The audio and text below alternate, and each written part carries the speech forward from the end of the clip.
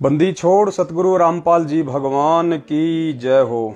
परमपिता परमेश्वर, सारी सृष्टि के रचनहार, कुल मालिक, असंख्य ब्रह्मांडों के रचयिता, जगत गुरु, संत शिरोमणि सतगुरु रामपाल जी परमेश्वर जी के चरण कमल में हम सभी सत्सेवक भाई बहनों का कोटि कोटि दंडवत प्रणाम। और आप लाइव देख रहे सभी भगत भाई बहनों को सत साहेब। पुण्यात्माओं, दया परमपिता परमेश्वर जी की, जिनके आशीर्वाद से इस कलयुग की बिचली पीढ़ी में परमपिता परमेश्वर ने आप और हम सभी आत्माओं के ऊपर एक विशेष मेहर की है, एक विशेष रजा बख्शी है, साध संगति की।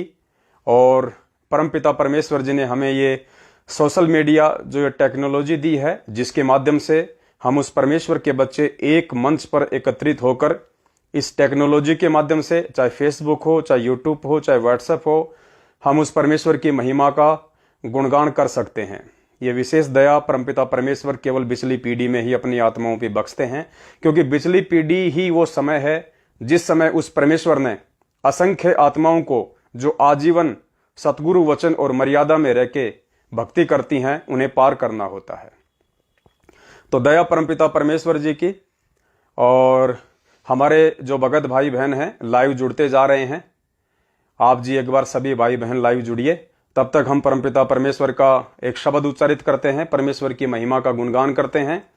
हम भी परमेश्वर के साथ साथ उनकी महिमा का गुणगान करेंगे। और आप जितने भी भगत भाई बहन लाइव देख रहे हैं, आप भी परमपिता परमेश्वर जी की वाणी को, उनके शब्द को, इस महिमा को, आप जहां भी बैठे हैं देश विदेश में, सहपरिवार, अकेले, परमेश्वर की महिमा का, इस शब्द का गुणगान करें। तो हमारे कुछ भगत भाई बहन लाइव जुड़ते हैं, तब तक हम परमपिता परमेश्वर का ये शब्द उच्चारित करते हैं। सत साहेब।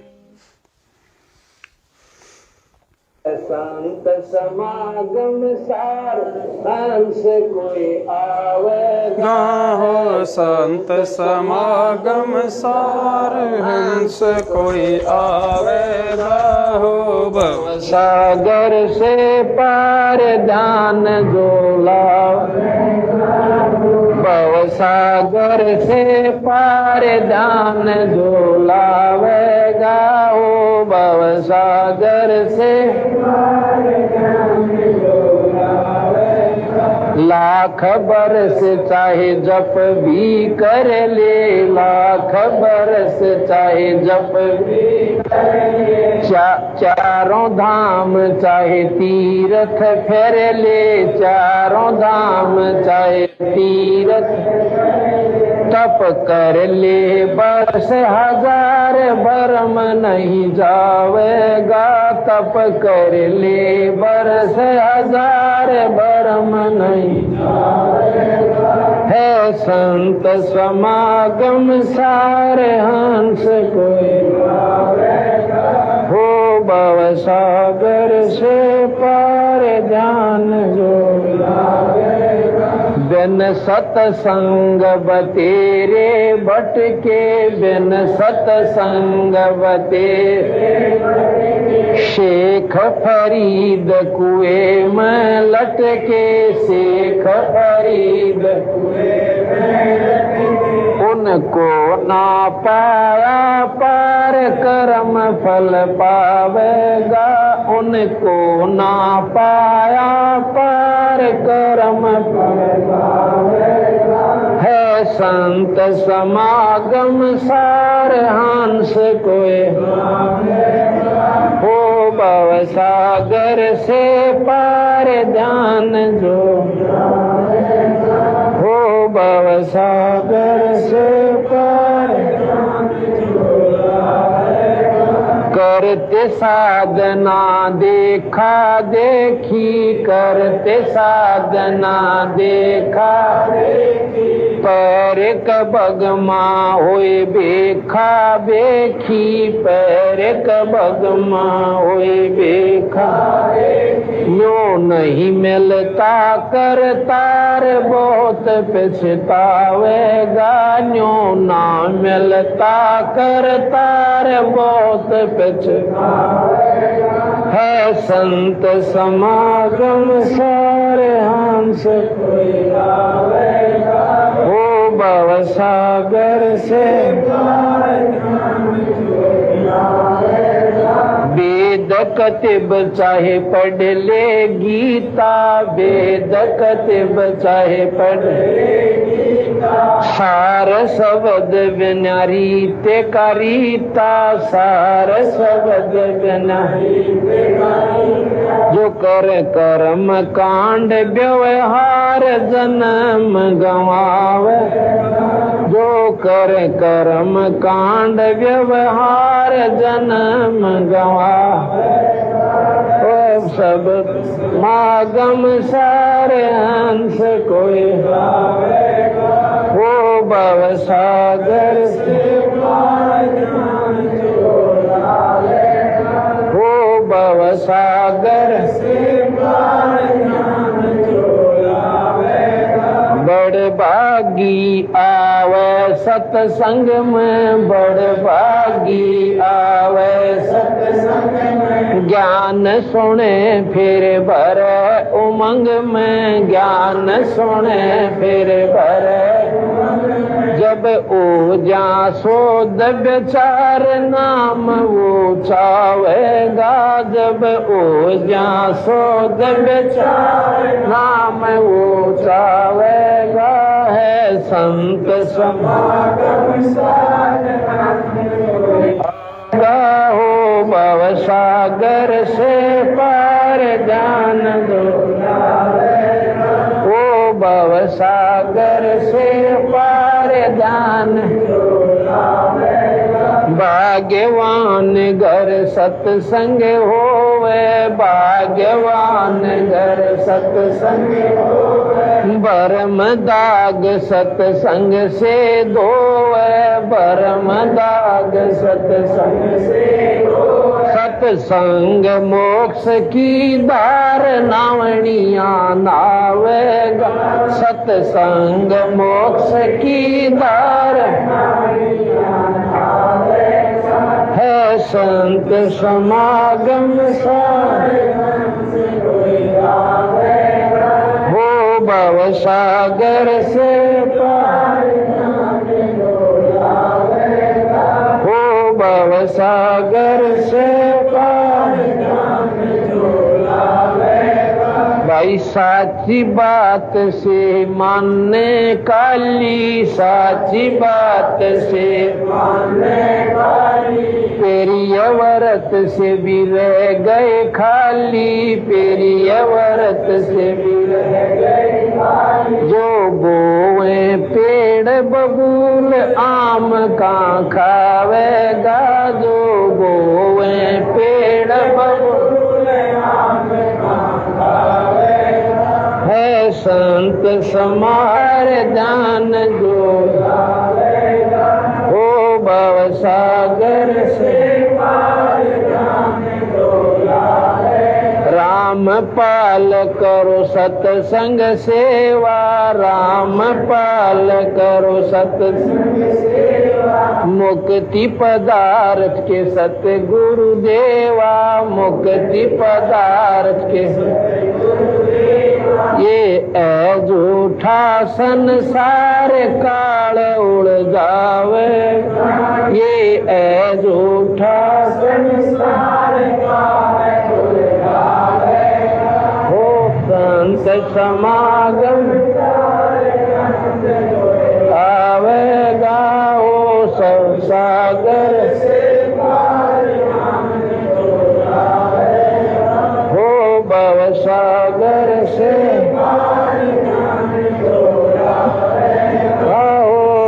सागर से पार जान जो लावेगा साक्षारे।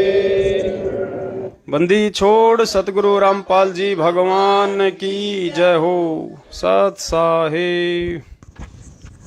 सत साहिब पुण्यात्माओं, दया परमपिता परमेश्वर जी की, जिनके आशीर्वाद से आप और हम सभी भाई बहन साथ संगति विद फैमिली के माध्यम से एक दूसरे भगत भाई बहनों के सामने रूबरू हैं।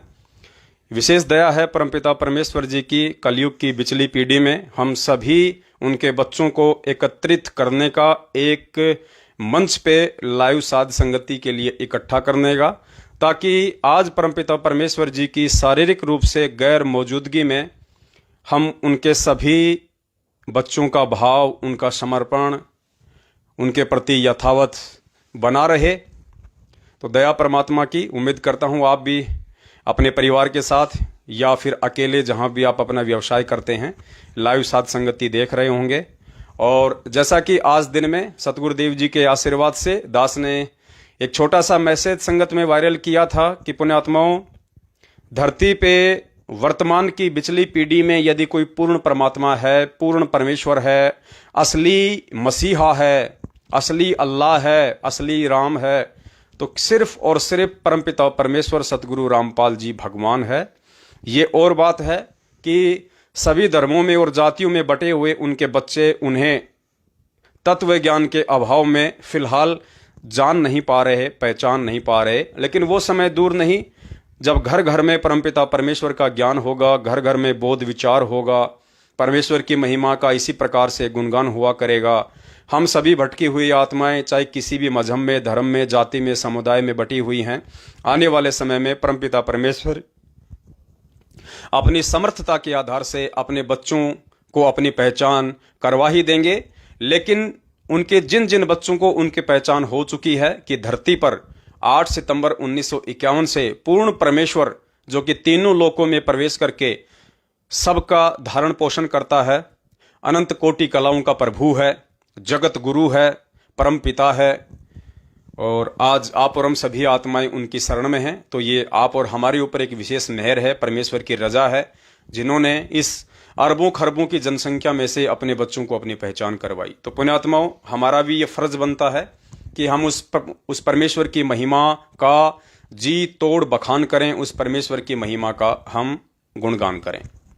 तो वैसे तो बहुत सारे सबूत परमपिता परमेश्वर जी के आशीर्वाद से उनके परमेश्वर होने के विषय में, और सबसे बड़ा जो कंसेप्ट है, ज़्यादातर हमारे जो भगत भाई बहन हैं वो भी उलझे हुए हैं।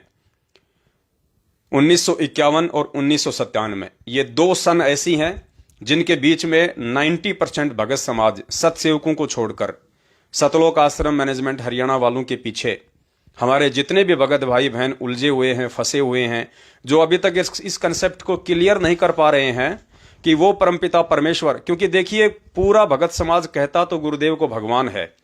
रोज आप संध्या आरती करते हैं, मेरे गुरुदेव भगवान दियो काट काल की फांसी, लेकिन ये कंसेप्ट क्लियर नहीं कर पा रहे हैं बिना साध संगति के कि वो परमपिता परमेश्वर जिसे हम कबीर जी कहते हैं, सारी सृष्टि का रचनहार कहते हैं, भगवान कहते हैं, तत्वदर्शी संत कहते हैं, वो परमात्मा 1951 में प्रकट हुए हैं या फिर 1997 में प्रकट हुए हैं। तो हम सत्सेवकों का तो सारा भ्रम परमेश्वर ने सत्संगों के आधार से ही निवारण कर दिया है। हमें तो किसी प्रकार की कोई संशय अपने परमपिता परमेश्वर के 8 सितंबर 1951 के दिन गांव धनाना, जिला सोनीपत, हरियाणा में प्रकट होने को लेकर नहीं है। बहुत सारे सबूत संगत में वायरल किए जा चुके हैं और हमें पूर्ण विश्वास हो चुका है कि धरती पे यही एकमात्र पूर्ण परमात्मा है। और लेकिन हमारे जो अन्य भगत भाई बहन हैं उनको थोड़ा डाउट बना हुआ है। तो आज कुछ ऐसे ही 2 सबूत परमपिता परमेश्वर ने दिए हैं, अपने बच्चों पे उन्होंने मेहर की है, उनके सत्संगों से हम ये निकाल पाए हैं, उन्हीं के आशीर्वाद से।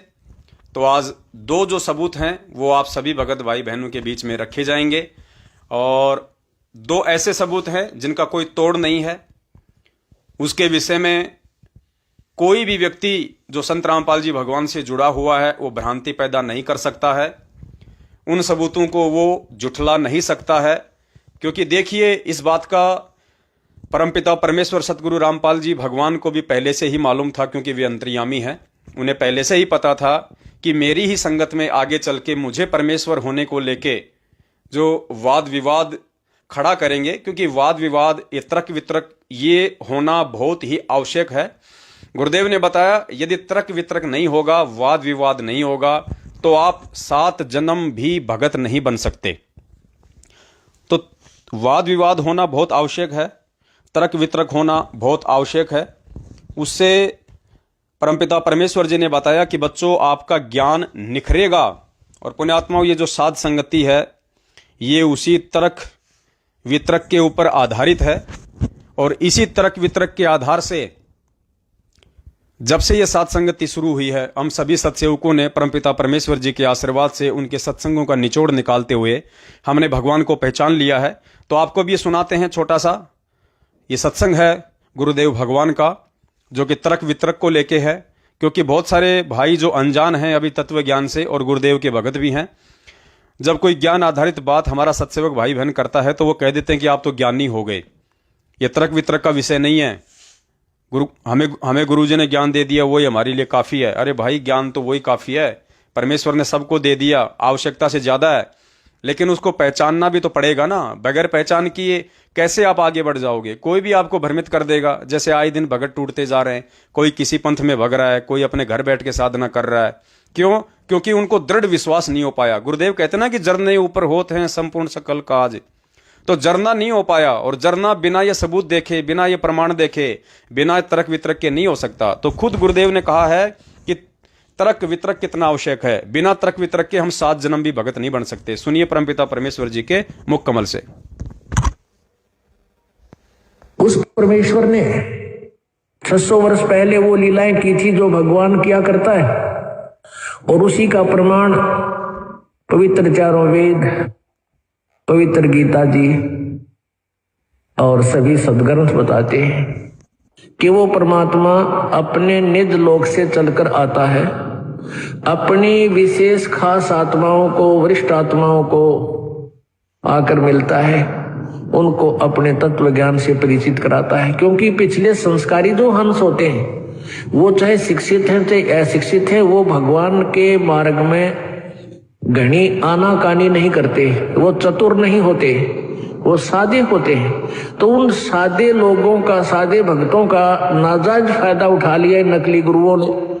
क्योंकि सभी ये कहता है भक्त, श्रद्धालु भक्त वृंद, कि भाई भगवान के का जो मार्ग है, भगवान के ज्ञान में तर्क वितर्क नहीं होना चाहिए, तर्क वितर्क का विषय नहीं है। जबकि कबीर जी ये कहते हैं कि भगवान का मार्ग तर्क वितर्क का विषय है। जब तक आप तर्क वितर्क नहीं करोगे, आप भगत 7 जन्म नहीं बन सकते। क्योंकि अज्ञान से परिपूर्ण हो चुके हो आप, और तर्क वितर्क से वो ज्ञान निखरेगा, सच्चाई सामने आएगी। तो हम जितना भी ज्ञान आज तक स्वीकार किए हुए थे, सुने हुए थे, वो सारा ही विपरीत था। तो जिस कारण से हम अपने लोक नहीं जा सके जहां हम सदा सुखी रहते। तो पुण्यात्माओं, आप जी ने सुना परमपिता परमेश्वर सदगुरु रामपाल जी भगवान के मुख कमल से कि इस मार्ग में सच्चाई को ऊपर लाने के लिए और अपने मन में, अपने दिलो दिमाग में, इस आत्मा में ये दृढ़ निश्चय पैदा करने के लिए कि जो वर्तमान गुरु होता है वो ही परमात्मा होता है। इस बात को अपने हृदय में जचाने के लिए, समाने के लिए ये तर्क वितर्क कितना आवश्यक है। बिना तर्क वितर्क के पूज्य गुरुदेव जी कह रहे हैं कि आप 7 जन्म भी भगत नहीं बन सकते हैं। 7 जन्म भी आप भगत नहीं बन सकते हैं बिना तर्क वितर्क के। तो तर्क वितर्क कितना आवश्यक है पुण्यात्माओं, आज इसी के ऊपर हमारी लाइव साथ संगति चलेगी। और आप सभी भगत भाई बहन जो बैठे हुए हैं, लाइव हैं, जो कि देश विदेश से इस प्रोग्राम को देख रहे हैं, मैं आऊंगा स्वयं, और फिर सभी पंथों को। तो परमपिता परमेश्वर जी हमें क्या आदेशित कर रहे हैं, क्या हमारे को निर्देशित कर रहे हैं, इन सभी बातों का हमें साध संगतियों से ही पता चलेगा, जब उनके सत्संगों के आधार से हम किसी चीज को सामने रखेंगे। तो परमपिता परमेश्वर सतगुरु रामपाल जी भगवान 1951 में प्रकट हुए हैं या 1997 में, क्योंकि जो वाणी है परमपिता परमेश्वर जी की कि जब आवे 5505 तब ये वचन मेरा होगा साचा। जब आवे 5505 यानी 5505 वर्ष जब कलयुग के बीत जाएंगे, तब 650 साल पहले धर्मदास जी के माध्यम से कबीर सागर में कबीर परमेश्वर ने लिपिबद्ध करवाया था कि धर्मदास वो महापुरुष अर्थात मैं जग तारण अर्थात इस संसार का उद्धार करने के लिए पृथ्वी पे आऊंगा। तो वो 5505 वर्ष 1997 में पूरे होते हैं। तो बहुत सारे भगत भाई बहन ये सोचते हैं कि भाई 1997 में संत रामपाल जी महाराज जी की आत्मा को तो उस कबीर परमात्मा ने सतलोक भेज दिया था, और 1997 के बाद खुद वो कबीर परमात्मा संत रामपाल जी महाराज जी के चोले में धरती पे प्रकट है, जबकि पुण्यात्माओं ये सत्य नहीं है। परमेश्वर अपने आप को छुपाते हैं इस प्रकार की लीलाएं करके, क्योंकि 1997 का मतलब है उस परमात्मा के प्रकट होने का। तो परमात्मा कोई ऊपर से आके प्रकट नहीं होंगे। परमात्मा इस कलयुग की पिछली पीढ़ी में जिन्होंने स्वयं साइंस दी है, टेक्नोलॉजी दी है, शिक्षा दी है, परमेश्वर ऐसा कोई चमत्कार नहीं करेंगे जिससे कि लोग उन्हें जादूगर कहने लग जाएं, लोग उन्हें भगलीगर कहने लग जाएं और अपनी मनमुखी सोच से उन्हें रिजेक्ट कर दें। तो इसलिए परमेश्वर उस लीला को करने के लिए पहले ही आते हैं। तो 1997 से पहले ही 8 सितंबर 1951 के दिन परमात्मा आ चुके हैं और परमेश्वर अपने आप को छुपा रहे हैं। सुनिए परमपिता परमेश्वर जी का यह सत्संग, जिससे आपका एक कंसेप्ट क्लियर होगा कि परमात्मा किस प्रकार अपने आप को छुपाते हैं। जैसा कि 650 साल पहले उस परमात्मा ने धर्मदास के आगे अपने को छुपाया, 250-300 वर्ष पहले आदरणीय गरीबदास जी महाराज जी ने अपने आप को छुपाया। सुनिए परमपिता परमेश्वर जी के मुख कमल से और विचार करना पुण्यात्माओं, फिर आज वो परमात्मा अपने आप को कैसे नहीं छुपाएगा, क्योंकि परमेश्वर ने आके हमें अनमोल तत्व ज्ञान दे दिया। तो आज वो परमात्मा इस ज्ञान आधार से, तत्व ज्ञान आधार से, उनके अनमोल सत्संगों के आधार से अपनी पहचान करवाएगा कि धरती पे पूर्ण परमात्मा कब से प्रकट है। कबीर साहब बता रहे हैं कि धर्मदास भाई फिर सतपुरुष ने मेरे को कहा, ये तो खुद बंदी छोड़ इब्नो कह दे मैं था सतपुरुष, तो धर्मदास कति नहीं माने। ये गरीबदास कह दिंदा मैं भगवान सो नो पागल का कहने लग गया उसने, बौड़ी बूझ बौड़िया बंदी छोड़ने ने बोला मारा सट्टे यू भगवान से। तो महाराज ने दूसरा तरीका अपनाया कि भाई पूर्ण ब्रह्म ने मैं भेजा। ने बोला भाई तू जा या शक्ति ले जा शब्द की, और इस शब्द का जो तेरे पास है इसका अभ्यास करके और उनको दिखा देगा तो उस शब्द की शक्ति से ये काल तेरे ऊपर कोई असर नहीं करेगा। और इस शब्द को, इस सार नाम को ये जीव भूल चुके हैं। तो पुण्यात्माओं, आपने सुना परमपिता परमेश्वर सतगुरु रामपाल जी भगवान के मुख कमल से कि किस प्रकार उस परमेश्वर ने 650 साल पहले धर्मदास जी के आगे अपने आप को छुपाया। अगर वो कह देते कि मैं ही परमात्मा हूं तो उस समय आत्माएं उन्हें स्वीकार नहीं करती।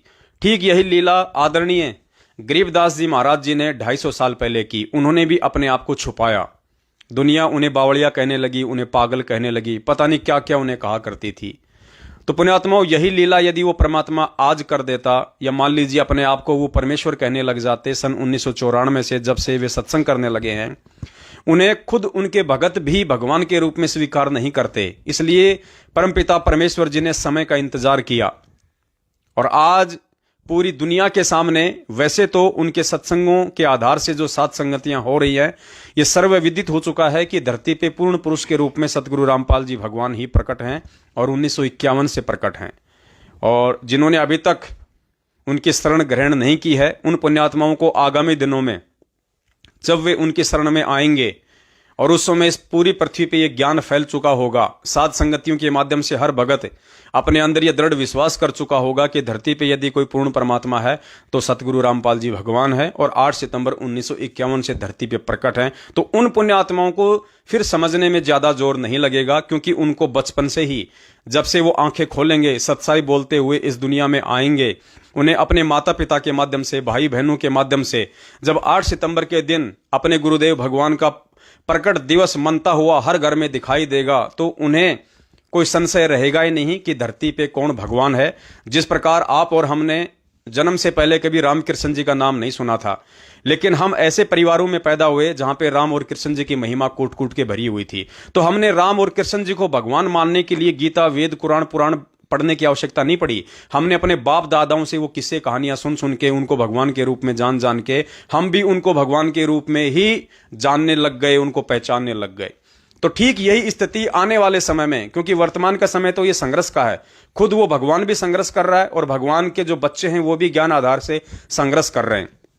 इस संघर्ष का जो प्रतिफल है वो आने वाले समय की आत्माओं को मिलेगा, जब हमारे जो नाती होंगे आने वाले समय में, वो जब जन्म लेके आएंगे तो पुण्यात्माओं हर घर में बंदी छोड़ सतगुरु रामपाल जी भगवान की महिमा होगी, हर घर में उनका प्रकट दिवस मनेगा, हर घर में बंदी छोड़ सतगुरु रामपाल जी भगवान को हलवा राम का भोग लगता हुआ वो आत्माएं देखेंगी।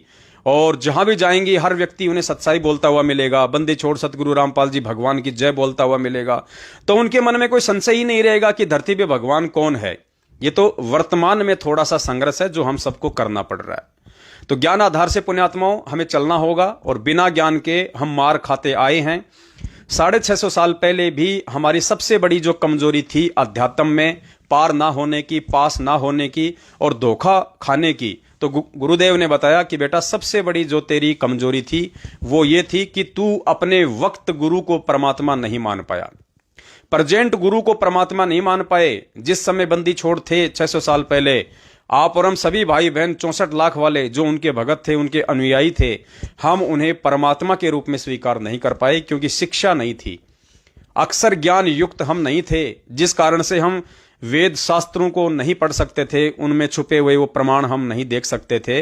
और कुल मिला के यूं कह लीजिए कि उस समय वो समय भी नहीं था कि परमेश्वर हमें पार करते, क्योंकि वो एक समय था जब परमेश्वर ने अपनी महिमा प्रकट की ताकि पिछली पीढ़ी की आत्माएं आसानी से मुझे परमेश्वर के रूप में स्वीकार कर लेंगी, मेरी लीलाओं को देख के, मेरी महिमा को सुन सुन के।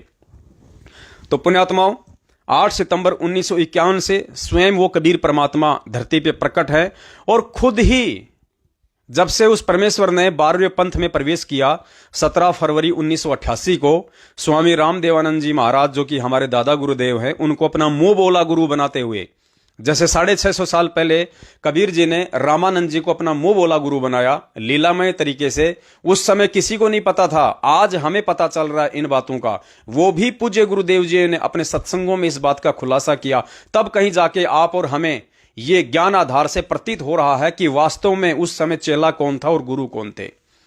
जो नकली जो कबीर पंथी हैं वो तो आज भी कबीर जी का गुरु रामानंद जी को मानते हैं, जबकि परमेश्वर सतगुरु रामपाल जी भगवान ने अपने तत्व ज्ञान रूपी सत्संगों में हमें बताया कि वो तो परमेश्वर की मात्र एक लीला थी।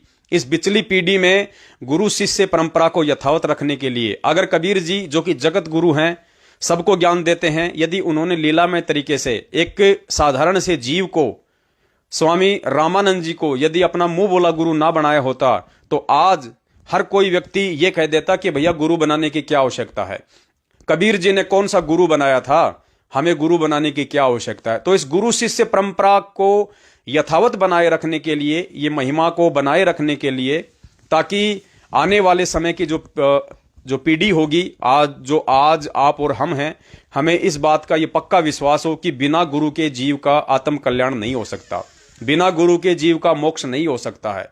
इस चीज को अपने दिलो दिमाग में समाये रखने के लिए परमेश्वर ने उस समय लीला की।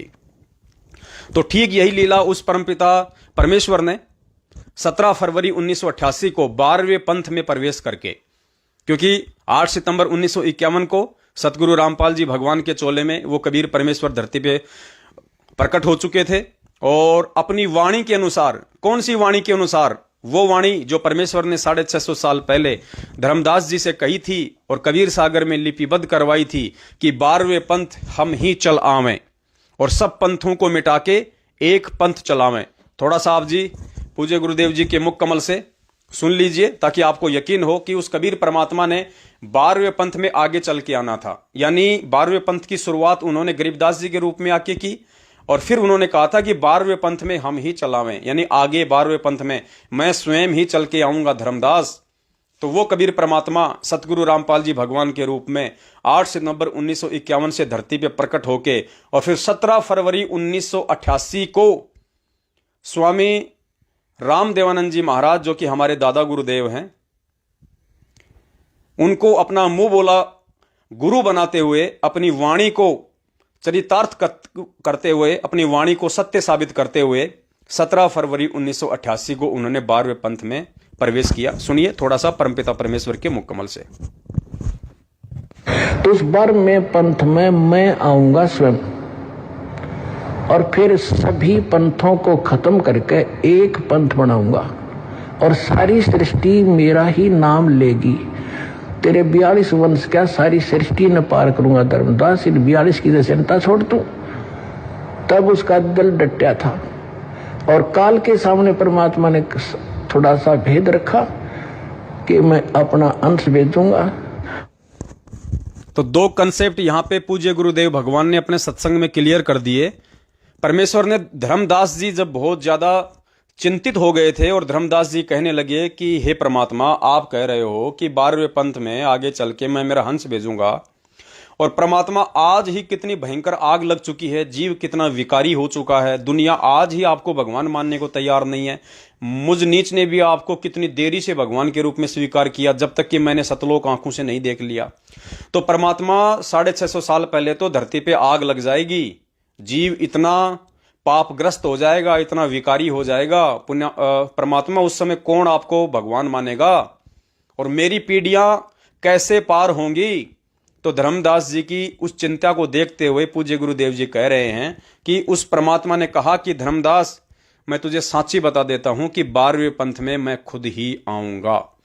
12वें पंथ हम ही चल आवे, ये शब्द हैं पुण्यात्माओं, गुरुदेव के मुख कमल से उच्चारित शब्द हैं। ये कबीर सागर की वाणियां हैं जो किसी भी सूरत में फैल नहीं हो सकती। परमेश्वर ने कहा कि 12वें पंथ हम ही, ये हम ही जो शब्द है इसको ध्यान रखना, हम ही यहां पे खुद उस कबीर परमात्मा को इंडिकेट करता है। 12वें पंथ हम ही चल आवे, यानी खुद उस कबीर परमेश्वर ने ही आना है, सब पंथों को मिटा के एक पंथ चलावें। और फिर पूज्य गुरुदेव जी ने आगे सत्संग में कहा कि काल के आगे थोड़ा सा भेद रखा उन्होंने, उसको धोखा देने के लिए कि मेरा हंस आएगा। तो पुण्यात्माओं, बार बार जो पूज्य गुरुदेव जी ये बात जो बोल देते हैं कि भाई वो परमात्मा नहीं आए तो अपना दास भेज दिया, अपने लिए कहते हैं कि मुझे भेज दिया, रामपाल दास को भेज दिया। स्वयं वो परमात्मा बार बार अपने आप को दास कहते हैं, क्योंकि काल के आगे उन्होंने अपने आप को छुपाना था। और जो फाइनल बात थी वो परमात्मा ने धर्मदास जी को कह दी थी कि धर्मदास, 12वें पंथ में मैं खुद ही चलकर आऊंगा। और स्वयं ही चल के आने के पीछे उनका रीजन था, क्योंकि काल भगवान को खुद परमात्मा ने यह वचन दिया था कि 12वें पंथ में असंख्य जीवों को पार उतार कर लेकर जाऊंगा। काल ने खुद वचन दिया था कि परमात्मा चौथे युग में जितने मर्जी जीव ले जाना। तो पुण्यात्मा, परमात्मा को भी मालूम था कि वर्तमान में काल भगवान भी पूरा जोर लगाएगा, एडी से चोटी तक का जोर लगाएगा इन आत्माओं को खंडित करने के लिए, इनके मन में तरह तरह की भ्रांतियां और शंकाएं पैदा करने के लिए। तो बिना उस परमेश्वर के आए इस बिचली पीढ़ी की आत्माएं पार नहीं हो सकती थी। इसलिए भगवान 8 सितंबर 1951 के दिन स्वयं ही धरती पे प्रकट हुए हैं। और जैसा कि मेन जो कारण था 650 साल पहले पार ना होने का, जो परमेश्वर ने बार बार बताया कि तुम वक्त गुरु को परमात्मा नहीं मान पाए। और गुरुदेव कह रहे हैं, आगे आपको एक सत्संग सुनाएंगे परमात्मा का छोटा सा, जिसमें गुरुदेव पूरा निष्कर्ष दे रहे हैं कि पुण्यात्माओं, जो प्रेजेंट गुरु होता है, प्रेजेंट गुरु, वर्तमान गुरु, जैसे हमारे जो वर्तमान गुरु सतगुरु रामपाल जी भगवान है, तो गुरुदेव कह रहे हैं कि जब तक आप अपने प्रेजेंट गुरु को, अपने वर्तमान गुरु को भगवान नहीं मानोगे, भगवान के तुल्य नहीं मानोगे। देखो, ये जो भगवान के तुल्य जो शब्द है, ये केवल सतगुरुदेव जी ही कह सकते हैं, अपने आप को छुपा रहे हैं। वो अपने आप को स्पष्ट रूप से भगवान नहीं कह रहे, इसलिए वो संकेत दे रहे हैं कि आपने मुझ रामपाल दास को भगवान के तुल्य, परमात्मा के तुल्य मानने पड़ेगा। तुल्य मतलब भगवान के बराबर नहीं। पुण्यात्माओं, गुरुदेव ये शब्द बोल सकते हैं क्योंकि वो लीला कर रहे हैं, वो नारायण, वो नर रूप में लीला कर रहे हैं, वो अपने आप को छुपाएंगे। लेकिन हमने उनके संकेतों को और उनके द्वारा जो अनमोल सत्संग किए जा चुके हैं, जो प्रमाण वो दे चुके हैं, जो कबीर सागर की अनमोल वाणियां हैं, उस आधार से इस निष्कर्ष पर आप और हमने स्वयं ही पहुंचना पड़ेगा कि धरती पर उनके रूप में कौन है। तो सुनिए परमपिता परमेश्वर जी का यह सत्संग, जिसमें मालिक कह रहे हैं कि आपने वर्तमान गुरु को, यानी प्रेजेंट गुरु को परमेश्वर तुल्य मानना पड़ेगा। तो पुण्यात्माओं, आज इसी के ऊपर हमारा टॉपिक है, जो आगे घंटा 1.5 घंटा लाइव साध संगति हमारी चलेगी। आज वो 2 कंसेप्ट, वो 2 सबूत आज हमने संगत के सामने रखने हैं, जिससे कि हमारे सभी भगत भाई बहनों का सारा भ्रम निवारण हो जाए, सारा संशय उनका क्लियर हो जाए। तो सुनिए पूज्य गुरुदेव जी के मुख कमल से, जिसमें परमात्मा कह रहे हैं कि प्रेजेंट गुरु को परमात्मा के तुल्य मानना पड़ेगा। तो प्रेजेंट गुरु संत रामपाल जी भगवान, और इनको भगवान माने बिना, इनका प्रकट दिवस मनाए बिना कलयुग की बिचली पीढ़ी में कोई भी आत्मा मोक्ष प्राप्त नहीं कर सकती, चाहे कोई कितना ही अपने आप में शाना क्यों ना बने। तो ये शिक्षा इसलिए आवश्यक थी कि हम अपने भगवान को पहचान लेंगे और सदग्रंथों को आंखें देख लेंगे। तो 600 वर्ष पहले आकर परमात्मा 64 लाख को की बैटरी चार्ज करके चले गए। वो पार तो नहीं हुए, ना होने थे, क्योंकि जब तक हम प्रेजेंट गुरु को परमात्मा तुल्य मान कर उसके प्रति व्यवहार नहीं करेंगे, हम पार नहीं हो सकते। चाहे कितनी भक्ति कर ले, भक्ति अलग चीज है, वो आपको मिल जाएगी, लेकिन पार होने के लिए आपको प्रेजेंट गुरु को परमात्मा तुल्य मानना होगा।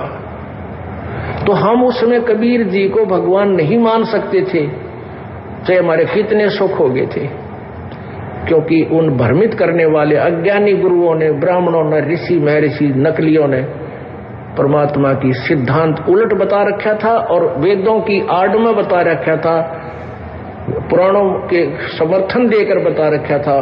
और वो संस्कृत के ज्ञाता थे, सब ग्रंथ संस्कृत में लिपिबद्ध थे।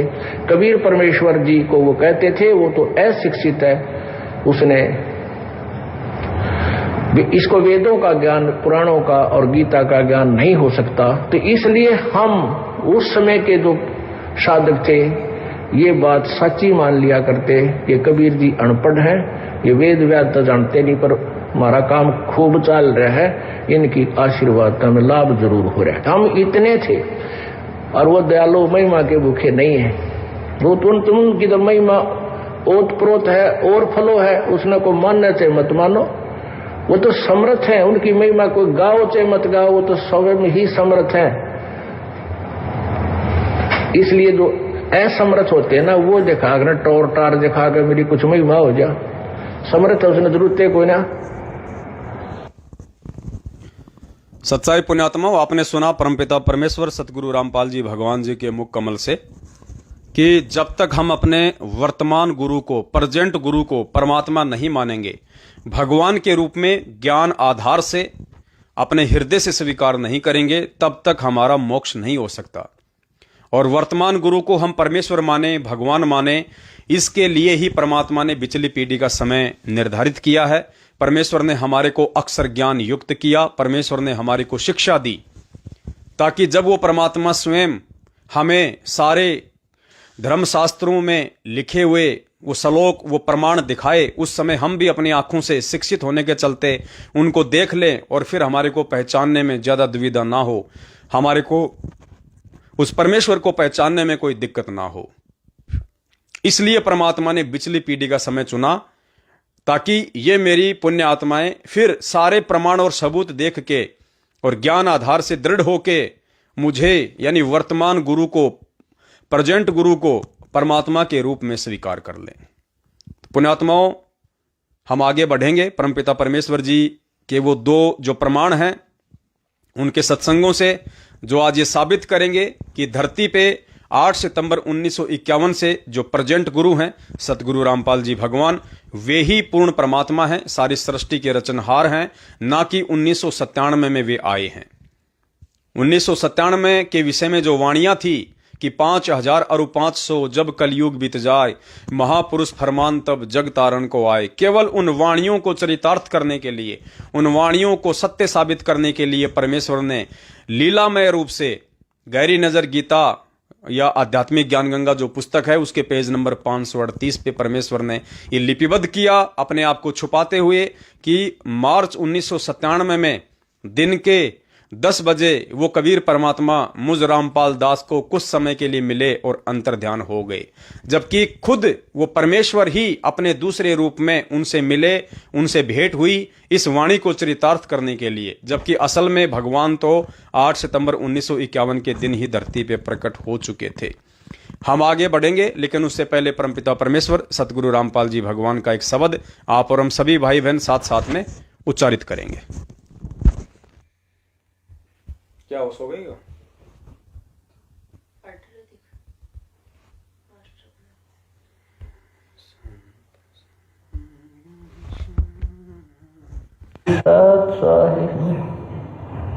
हम विनती करते जी गुरु जी तेरे आगे, साहिब तेरे आगे। हम विनती करते जी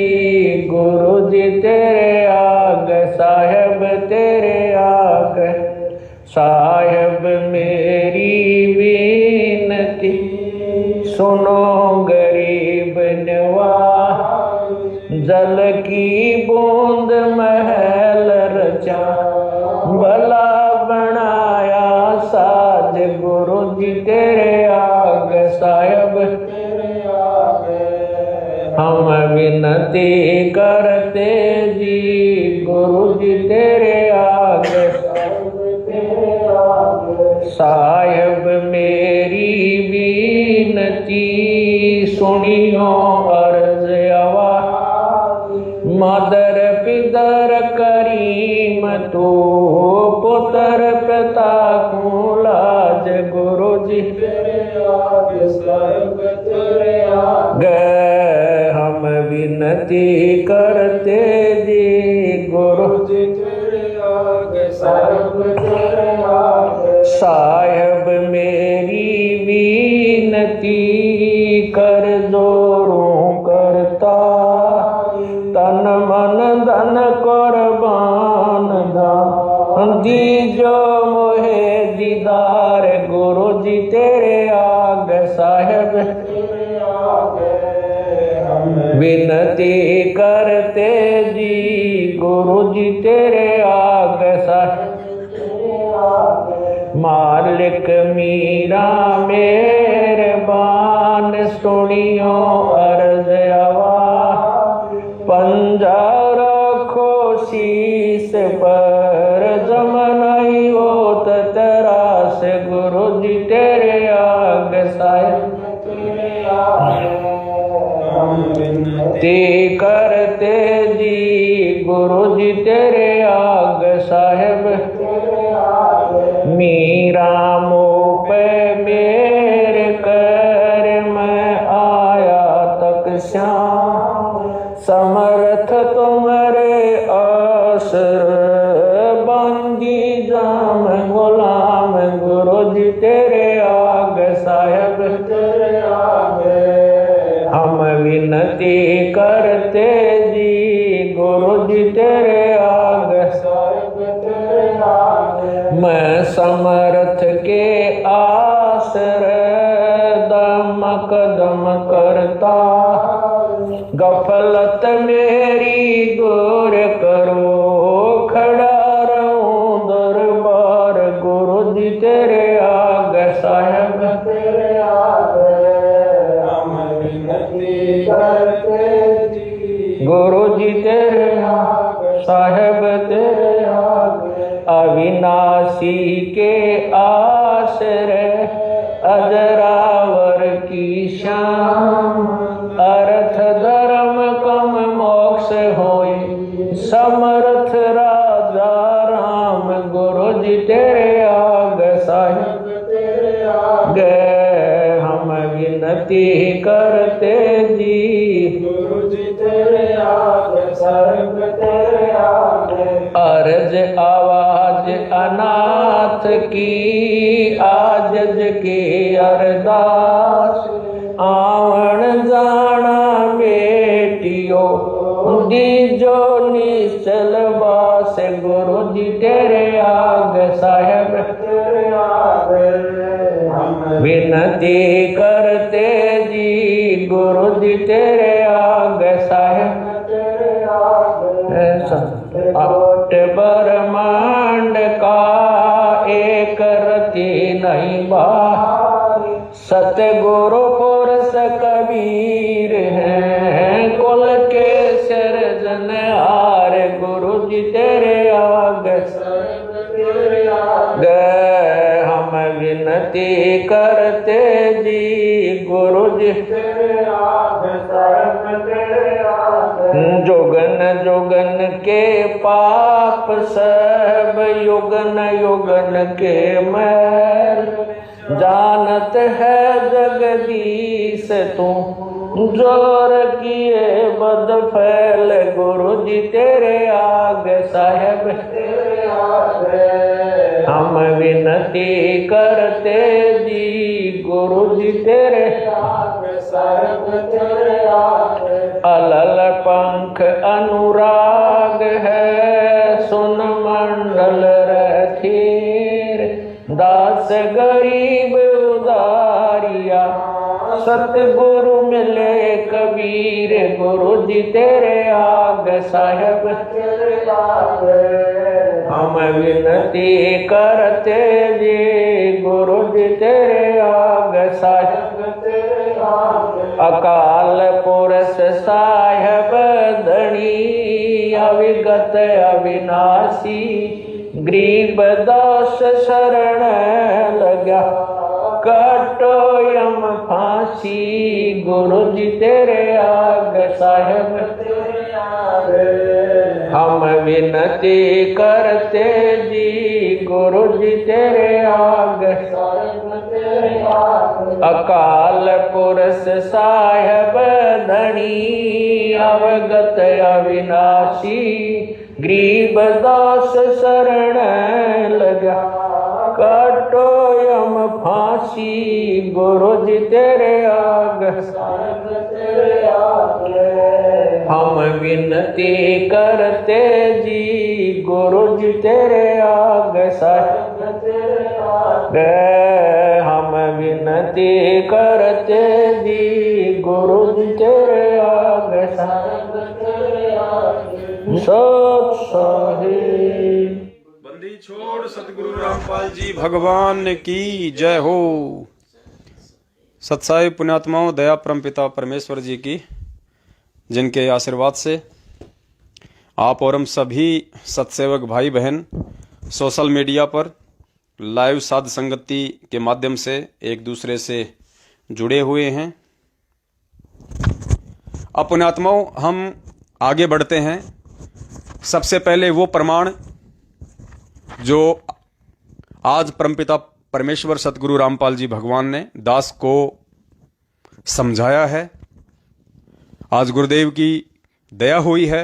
काफ़ी बार दास वो सत्संग सुनता रहता था, लेकिन परमात्मा कहते हैं कि जब तक ठीक का समय नहीं आता है तब तक वो परमात्मा अपने बच्चों की बुद्धि नहीं खोलता है। और परमेश्वर की वाणी है कि सब सुमरे अपने अनुमाना, तो गति लखी न जाए। चाहे भगत चाहे कितना ही सत्संग सुनता रहे, रात दिन चाहे कान में ईयरफोन लगा के सत्संग सुनता रहे, तो परमेश्वर कहते हैं सब सुमरे अपने अनुमाना, तो गति लखी न जाए। और कहे कबीर कृपया कर जन पर, ज्यों की त्यों समझाए। जब उस कबीर परमेश्वर की, सतगुरु रामपाल जी भगवान की दया होगी, मेहर होगी, तभी हम उन चीज़ों को समझ सकते हैं, उनके सत्संगों में छुपे हुए उन गूढ़ रहस्यों को, उस सार को हम समझ सकते हैं। तो सबसे पहला जो गूढ़ रहस्य है, जो सार है, वो ये 1 मिनट का गुरुदेव का ये सत्संग है, जो ये साबित कर देगा कि वो पूर्ण परमात्मा, सारी सृष्टि का रचनहार कबीर परमेश्वर इस पृथ्वी पे 8 सितंबर 1951 के दिन एक अतिथि रूप में प्रकट हो चुका था, ना कि 1997 में आए थे। परमेश्वर ने अपने प्रकट होने की स्थिति बताई कि वो परमात्मा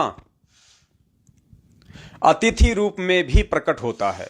जब चाहे जहां वो प्रकट हो जाता है, अपने तत्व ज्ञान का प्रचार करता है, अपनी महिमा का बखान करता है और अपनी प्यारी आत्माओं को अपना ज्ञान पहुंचाता है अतिथि रूप में। और फिर पूज्य गुरुदेव भगवान ने बताया कि अतिथि वो होता है जिसके आने की तिथि यानी समय पूर्व निर्धारित ना हो, उसे कहते हैं अतिथि। एक बार फिर से सुन लीजिए, अतिथि शब्द को पूज्य गुरुदेव जी सत्संग में आपको समझाएंगे अभी कि अतिथि किसे कहते हैं, जिस रूप में वो परमात्मा आता है। अतिथि का मतलब जिसके आने की तिथि पूर्व निर्धारित ना हो, किसी को भी ना पता हो, उसे कहते हैं अतिथि रूप।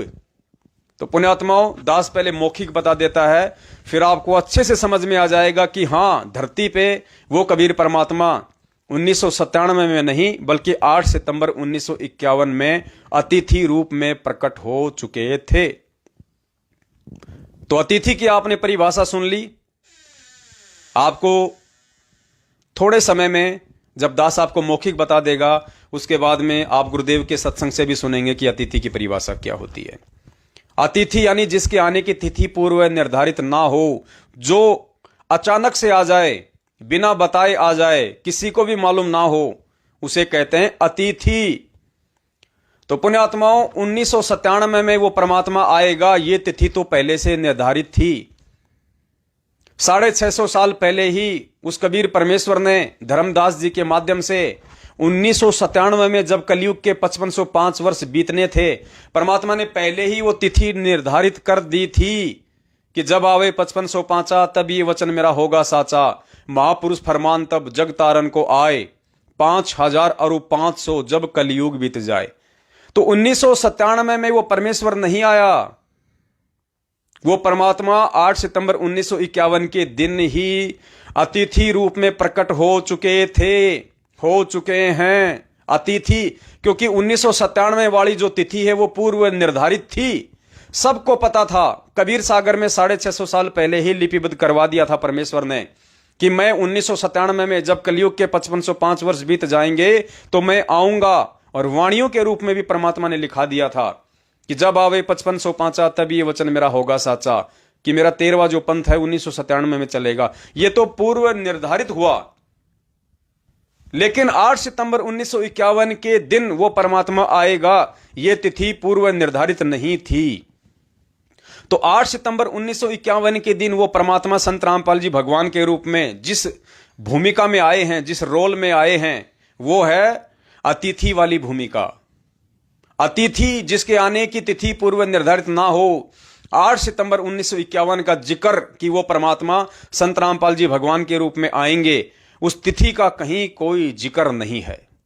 किसी भी वेद शास्त्र कुरान पुराण में उस तिथि का जिक्र नहीं है, क्योंकि परमेश्वर अपने गुण अपने स्वभाव वश कि वो परमात्मा अतिथि रूप में जब चाहे जहां प्रकट हो जाते हैं, तो वो जो तिथि है उस अतिथि के आने की वो है 8 सितंबर 1951। तो सुनिए परमपिता परमेश्वर जी के मुख कमल से, फिर आपको विश्वास हो जाएगा कि भैया 1997 वाली जो तिथि है वो तो पहले से निर्धारित थी, और 8 सितंबर 1951 वाली तिथि पहले से निर्धारित नहीं थी। वो परमात्मा अतिथि रूप में धरती पे 8 सितंबर 1951 के दिन ही प्रकट हो चुके हैं।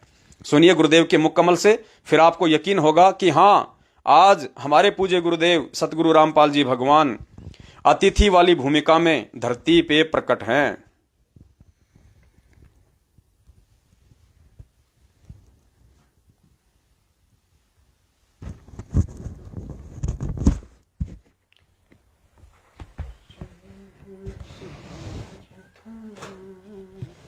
नंबर 1 में 2 बार गवाही दी है, परमात्मा सशरीर है और उस परमेश्वर का सबका धारण पोषण करने के लिए भी शरीर है, जो तीनों लोकों में प्रवेश करके सबका धारण पोषण करता है, वो भी एक अन्य शरीर है और वो अतिथि रूप में आता है। कुछ दिन मेहमान रूप में यहाँ रहकर अपने तत्व ज्ञान का प्रचार करके फिर प्रस्थान कर जाता है। अतिथि उसको कहते हैं जिसके आने की तिथि पूर्व निर्धारित ना हो, अचानक आ जाए। तो सुना पुण्यात्माओं आपने परमपिता परमेश्वर जी के मुख कमल से, यह गहरा संकेत परमेश्वर ने अपने सत्संग में छुपा रखा था। अपने आने की, अपने प्रकट होने की जो विधि परमेश्वर ने बताई कि वो परमात्मा अतिथि रूप में भी आ जाता है, जब चाहे जहां वो प्रकट हो जाता है, अपनी पुण्यात्माओं को अपने तत्व ज्ञान का प्रचार करता है, फिर वो परमात्मा वापस चला जाता है। तो 8 सितंबर 1951 के दिन सतगुरु रामपाल जी भगवान, वो कबीर परमात्मा अतिथि रूप में आप और हमारे पूज्य गुरुदेव जी के रूप में धरती पे प्रकट हैं। क्योंकि ये तिथि पहले से निर्धारित नहीं थी परमात्मा की, कि कहीं भी कबीर सागर में या कबीर बीजक में या कबीर मंसूर में या गरीबदास जी महाराज जी की वाणी में कहीं भी इस बात का जिक्र नहीं है 1951 का, जबकि 1997 का जिक्र है। और गरीबदास जी महाराज जी ने थोड़ा सा संकेत कर दिया था कि सतगुरु दिल्ली मंडल आयसी, सूती धरणी सुम जगायसी। सतगुरु दिल्ली मंडल आयसी, वो सतगुरु जो मुझे मिला है, वो कबीर परमात्मा, वो सतगुरु, वो दिल्ली मंडल में आएगा। दिल्ली मंडल सोनीपत जिला सोनीपत, गांव धनाना, ये रोहतक का एरिया, ये झज्जर का एरिया, ये परमात्मा ने दिल्ली मंडल का एरिया बताया। तो गरीबदास जी महाराज जी ने थोड़ा सा संकेत किया था कि सतगुरु दिल्ली मंडल आयसी, सूती धरणी सूम जगायसी। तो परमात्मा सतगुरु के भूमिका में, सतगुरु के रोल में, सतगुरु का रोल निभाने के लिए वो कबीर परमात्मा उस दिल्ली मंडल में गांव धनाना, जिला सोनीपत, हरियाणा में 8 सितंबर 1951 के दिन अतिथि रूप में प्रकट हो चुके हैं। पुण्यात्माओं, यह है लीला परमपिता परमेश्वर जी की, और इनको केवल उनकी जो विशेष आत्माएं होती हैं वही समझ पाएंगी, वही इन सबूतों के आधार से अपने गुरु को भगवान मान पाएंगी। अन्यथा पुण्यात्माओं, अरबों खरबों की भीड़ है दुनिया में, परमेश्वर को नहीं पहचाना जा सकता। परमेश्वर स्वयं अपनी पहचान करवाते हैं, परमेश्वर स्वयं अपने बच्चों को सद्बुद्धि देके अपनी पहचान करवाते हैं। और कुछ एक आत्माएं होती हैं, कुछ एक उनके हीरे मोती लाल होते हैं, जिनके लिए परमात्मा यहां सशरीर आते हैं, परमेश्वर यहां पे प्रकट होते हैं, अपने तत्व ज्ञान का प्रचार करते हैं। और जो पुण्यात्माएं सत्संगों का सार निकाल के उन्हें भगवान के रूप में स्वीकार कर लेती हैं, परमात्मा के रूप में स्वीकार कर लेती हैं, उन्हीं आत्माओं का उद्धार इस कलयुग की पिछली पीढ़ी में वो परमात्मा करता है। तो नहीं समझ में आया था, कोई बात नहीं है, आज परमेश्वर ने आके फिर हमें समझा दिया है। और सात संगतियों के माध्यम से परमपिता परमेश्वर जी ने हमें समझा दिया है अपनी अतिथि वाली स्थिति के बारे में। तो पुण्यात्माओं, अब हमारे को समझने में ज्यादा देर नहीं लगनी चाहिए, अपने गुरुदेव को भगवान मानने में ज्यादा देर नहीं लगानी चाहिए। एक बार फिर से सुन लीजिए परमपिता परमेश्वर जी के मुकम्मल से। एक में 2 बार गवाही दी है, परमात्मा सशरीर है, और उस परमेश्वर का सबका धारण पोषण करने के लिए भी शरीर है, जो तीनों लोकों में प्रवेश करके सबका धारण पोषण करता है, वो भी एक अन्य शरीर है। और वो अतिथि रूप में आता है, कुछ दिन मेहमान रूप में यहाँ रहकर अपने तत्व ज्ञान का प्रचार करके फिर प्रस्थान कर जाता है। अतिथि उसको कहते हैं जिसके आने की तिथि पूर्व निर्धारित ना हो, अचानक आ जाए। तो एक बहुत बड़ा पॉइंट गुरुदेव भगवान ने आप और हमारे को दिया है। जो हमारे ही मंदबुद्धि भाई बहन सतलोक आश्रम मैनेजमेंट हरियाणा वालों के पीछे भेड़ चाल में चल रहे हैं, और जो कहते हैं कि वो कबीर परमात्मा 1997 में आया है, प्रकट हुआ है, और संत रामपाल जी की आत्मा को, अर्थात अपने गुरुदेव को यह शब्द कह के कि संत रामपाल जी की आत्मा को सतलोक भेज दिया, अपने गुरुदेव को गाली देने से कम नहीं है यह शब्द। तो उनको भी इस बात को स्वीकार करना पड़ेगा कि 1997 की जो तिथि है वो तो पूर्व निर्धारित थी। वो तो सबको पता था कि 1997 में जब कलयुग के 5505 वर्ष बीत जाएंगे तो 13वां पंथ उस परमेश्वर का चलेगा, जो कि परमेश्वर ने पहले ही कहा था कि 12वें पंथ में हम चलावें, सब पंथों को मिटा के एक पंथ चलावें। लेकिन 1997 की तिथि तो पूर्व निर्धारित थी। फिर धरती पे कौन प्रकट है? अतिथि रूप में परमात्मा 8 सितंबर 1951 के दिन आए हैं, जिस तिथि के विषय में पहले से किसी को भी नहीं पता था। उसके अलावा एक छोटा सा सत्संग और सुनाते हैं आपको पूज्य गुरुदेव का। उसके बाद आपको यकीन होगा कि परमात्मा सत्संगों के बीच में वो शब्द बोल जाते हैं, वो रहस्य छोड़ जाते हैं, जो एक विवेकी भगत को समझ में आ जाता है। गुरुदेव जब दया करते हैं, सद्बुद्धि बख्शते हैं अपने बच्चों को, तो वो उनके बच्चे उनके शब्दों को कैच कर लेते हैं, क्योंकि ये भगवान है और भगवान के मुख से निकला गया कोई भी शब्द अनायास नहीं होता, व्यर्थ नहीं होता। हमें समझ में नहीं आता वो एक अलग बात है, उसका गहरा रहस्य होता है। तो एक छोटा सा सत्संग है परमात्मा का, उसमें क्या कह रहे हैं परमात्मा, आप उस चीज को पकड़ने का प्रयास कीजिए। हालांकि दास आपको थोड़ा सा पहले बता देगा।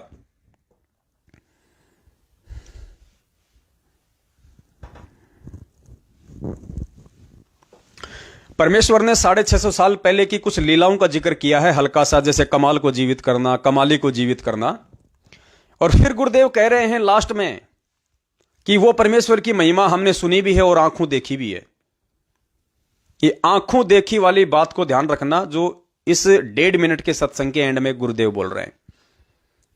क्या कह रहे हैं कि वो लीलाएं जो परमेश्वर ने 650 साल पहले की, गुरुदेव कह रहे हैं, संत रामपाल जी भगवान आज कह रहे हैं कि वो लीला हमने सुनी भी है और आंखों देखी भी है।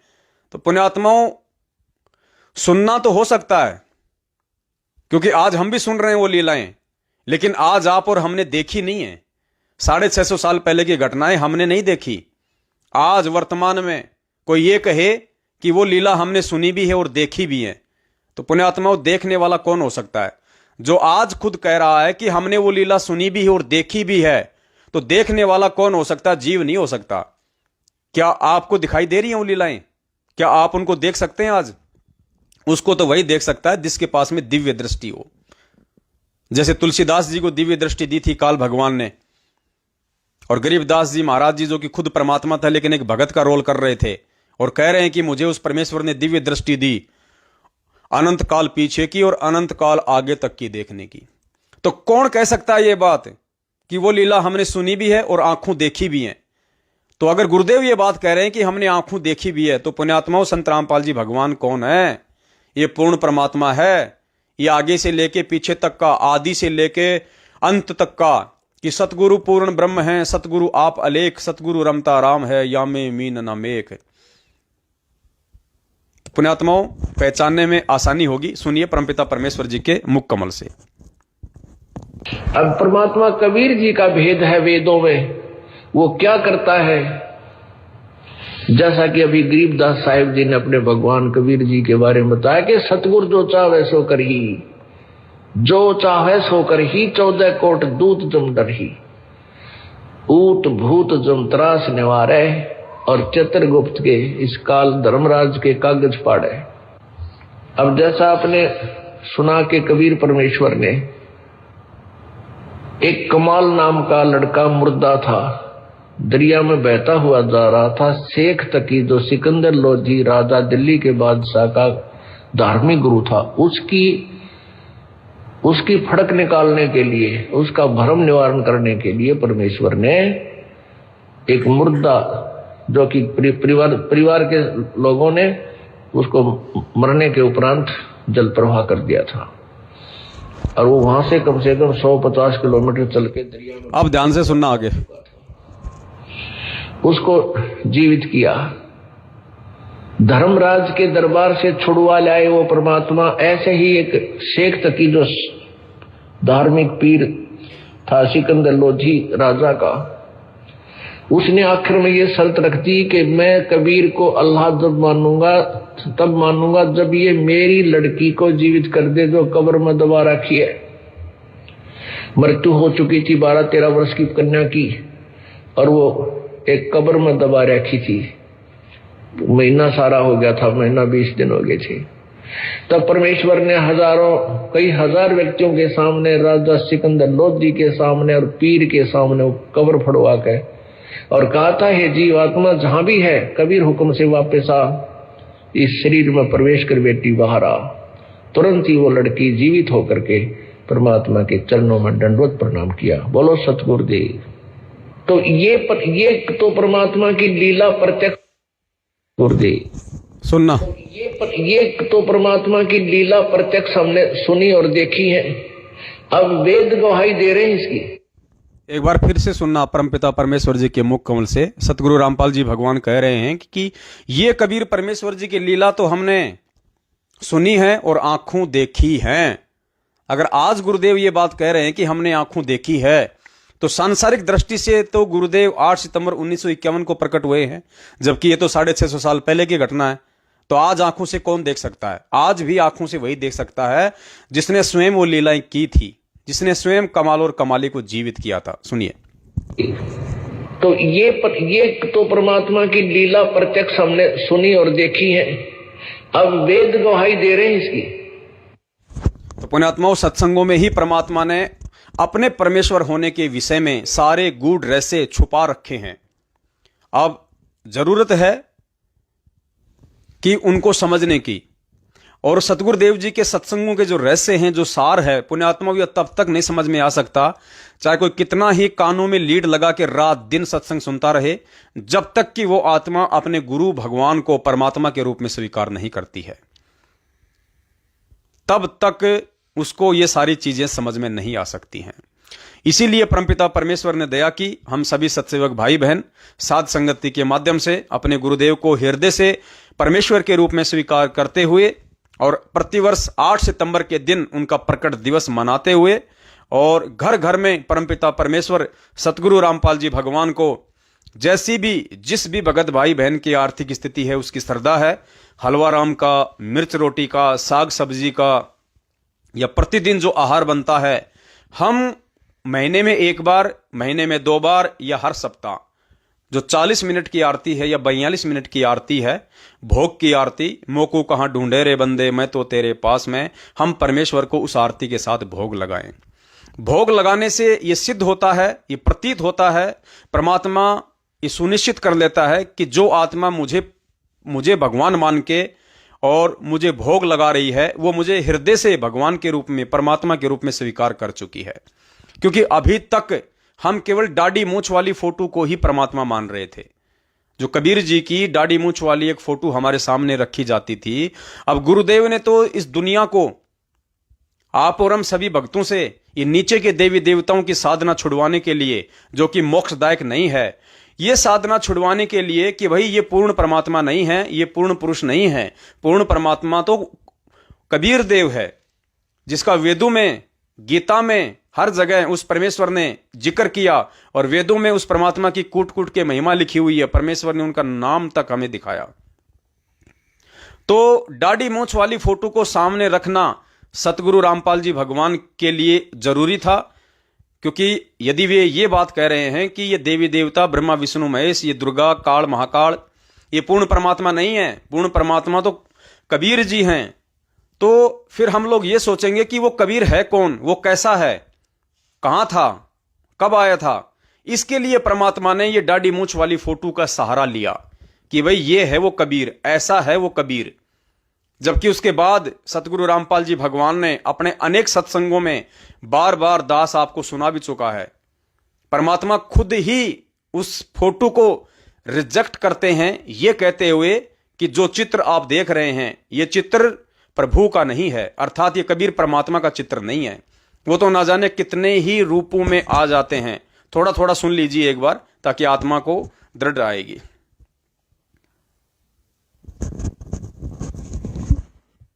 होंगे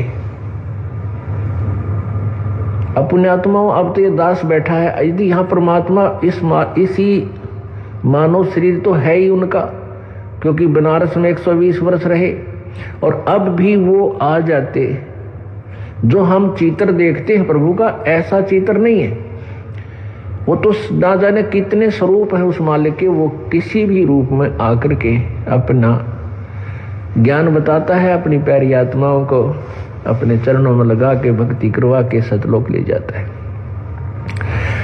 अब आज हम भगवान की तलाश कर रहे हैं, और परमात्मा क्या अनमोल वस्तु है, क्या अनमोल है, कितना उसके अंदर गुण है। यदि आज हमें वो मिल जाए, आपके सामने आ जाए, तो आपकी क्या स्थिति होगी। एक बार सोचना, जो भक्त आत्माएं हैं गहराई से सोचे। अब जैसे भूखे को भोजन सामने मिल जाए और निर्धन को सामने धन की थैली नजर आवे, तो कैसी तड़फ होगी उसकी।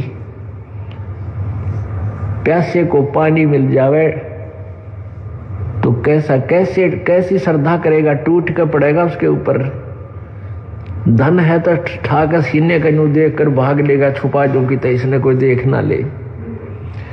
और सामने भोजन है तो ऐसी सब टूट के पड़ जाएगा, फटाफट खाएगा, अपनी जान बचाएगा। ऐसे ही हमें जब परमात्मा आज मिल जाए, आपके सामने आ जाए, क्योंकि हम उसी की तलाश में तो भटक रहे हैं, तो आपकी कैसी श्रद्धा होगी ये आप अपने अपने स्तर से सोच सकते हैं।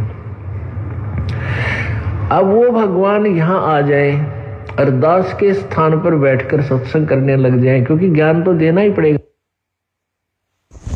पुण्यात्मा स्पष्ट कर दिया परमात्मा ने कि वो भगवान अब आ जाए और दास के स्थान पे बैठ के सत्संग करने लग जाए, क्योंकि सत्संग तो देना ही पड़ेगा, ज्ञान तो देना ही पड़ेगा परमात्मा ने।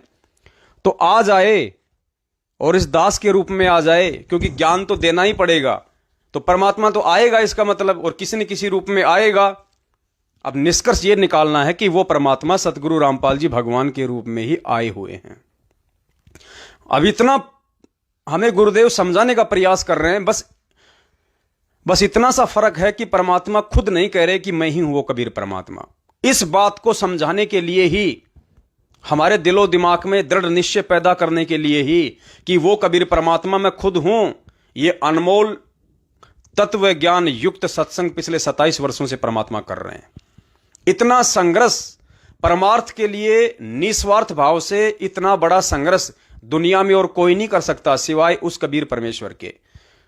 और बीच बीच में परमात्मा ने कितने गहरे प्रमाण छोड़ दिए हैं कि वो कबीर परमात्मा इस धरती पे मैं खुद ही हूं।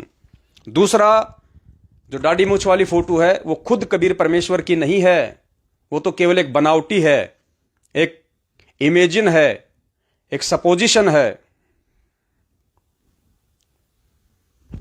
खुद यहां कह रहे हैं गुरुदेव दाढ़ी मूछ वाली फोटो के विषय में, सुन लीजिए।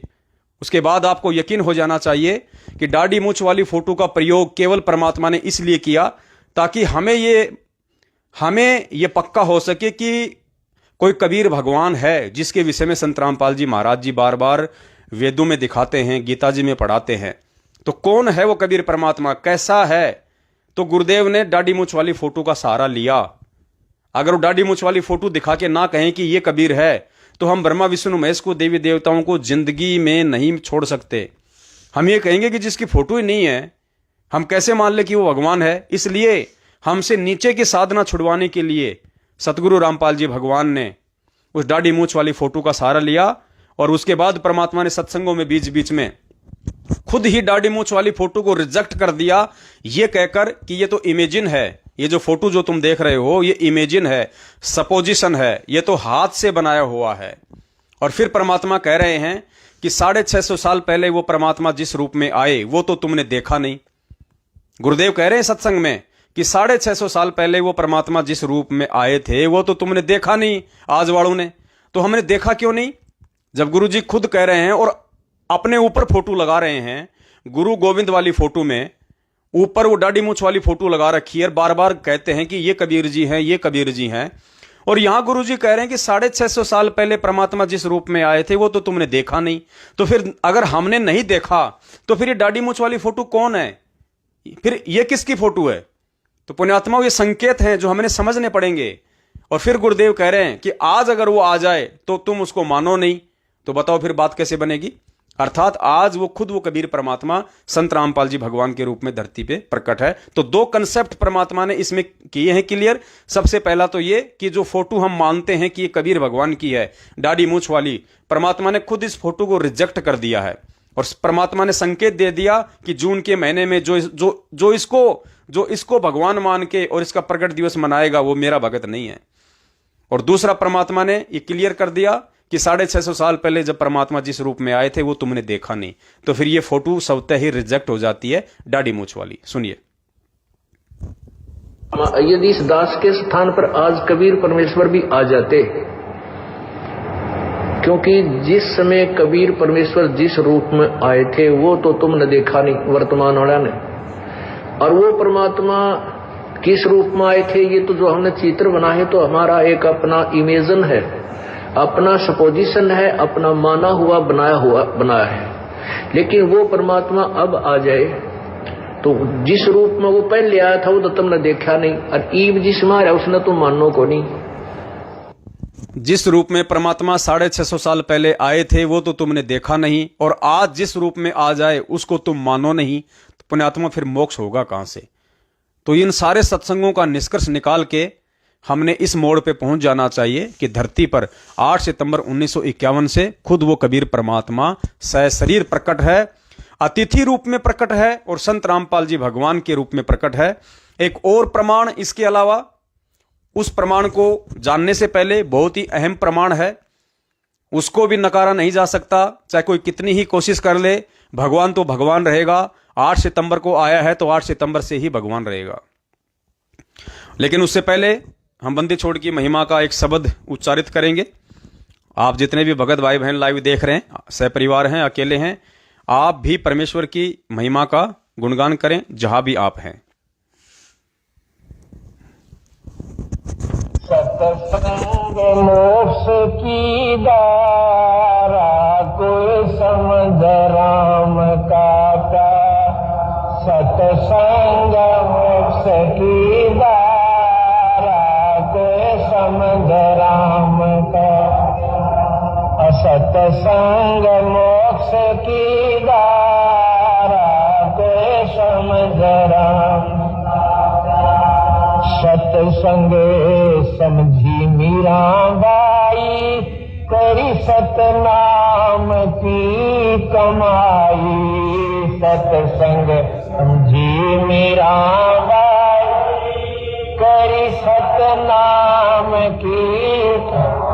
गुरु रविदास की शरणा आई तब पाया मोक्ष द्वारा। है सतसंग मोक्ष की धारा कोई समझ राम का। है सतसंग मोक्ष की धारा कोई समझ राम का। सतसंग समझा से उसाना हो गया साहेब कबीर का आना। सतसंग समझा से ऊंचा हो गया साहेब कबीर का आना। निकी समन ने खिला दिया खाना। वो अमर हुआ मनियारा। सतसंग मोक्ष की कोई समझ राम का प्यारा। सतसंग मोक्ष की धारा कोई समझ राम का प्यारा। सतसंग समझा अब्राहिम सुल्तानी तज गया बलख बोखारा राजधानी। सतसंग समझा अब्राहिम सुल्तानी तज गया बलख बोखारा राजधानी। वो पागे मोक्ष निशानी। सतगुरु ने पार उतारा। सतसंग मोक्ष की धारा कोई समझ राम का प्यारा। है सतसंग मोक्ष की धारा कोई समझ राम का प्यारा। सतसंग ना समझा रावण अभिमानी कर मर गया करवा के कुणबा गायनी। सतसंग ना समझा रावण अभिमानी करवा के कुणबा गायनी। मंदोदरी थी सायनी ले लिया मुनीन्द्र गुरु का सहारा। है सतसंग मोक्ष की कोई समझ राम का प्यारा। है सतसंग मोक्ष की धारा कोई समझ राम का प्यारा। सतसंग ना समझा कंस करोधी बिन सतसंग बुद्धि हो जा बोधी। सतसंग ना समझा कंस करोधी बिना सतसंग बुद्धि हो जा बोधी। ना जगह छुपण ने छोड़ी जब आकर सन ने मारा। सतसंग मोक्ष की धारा कोई समझ राम का प्यारा।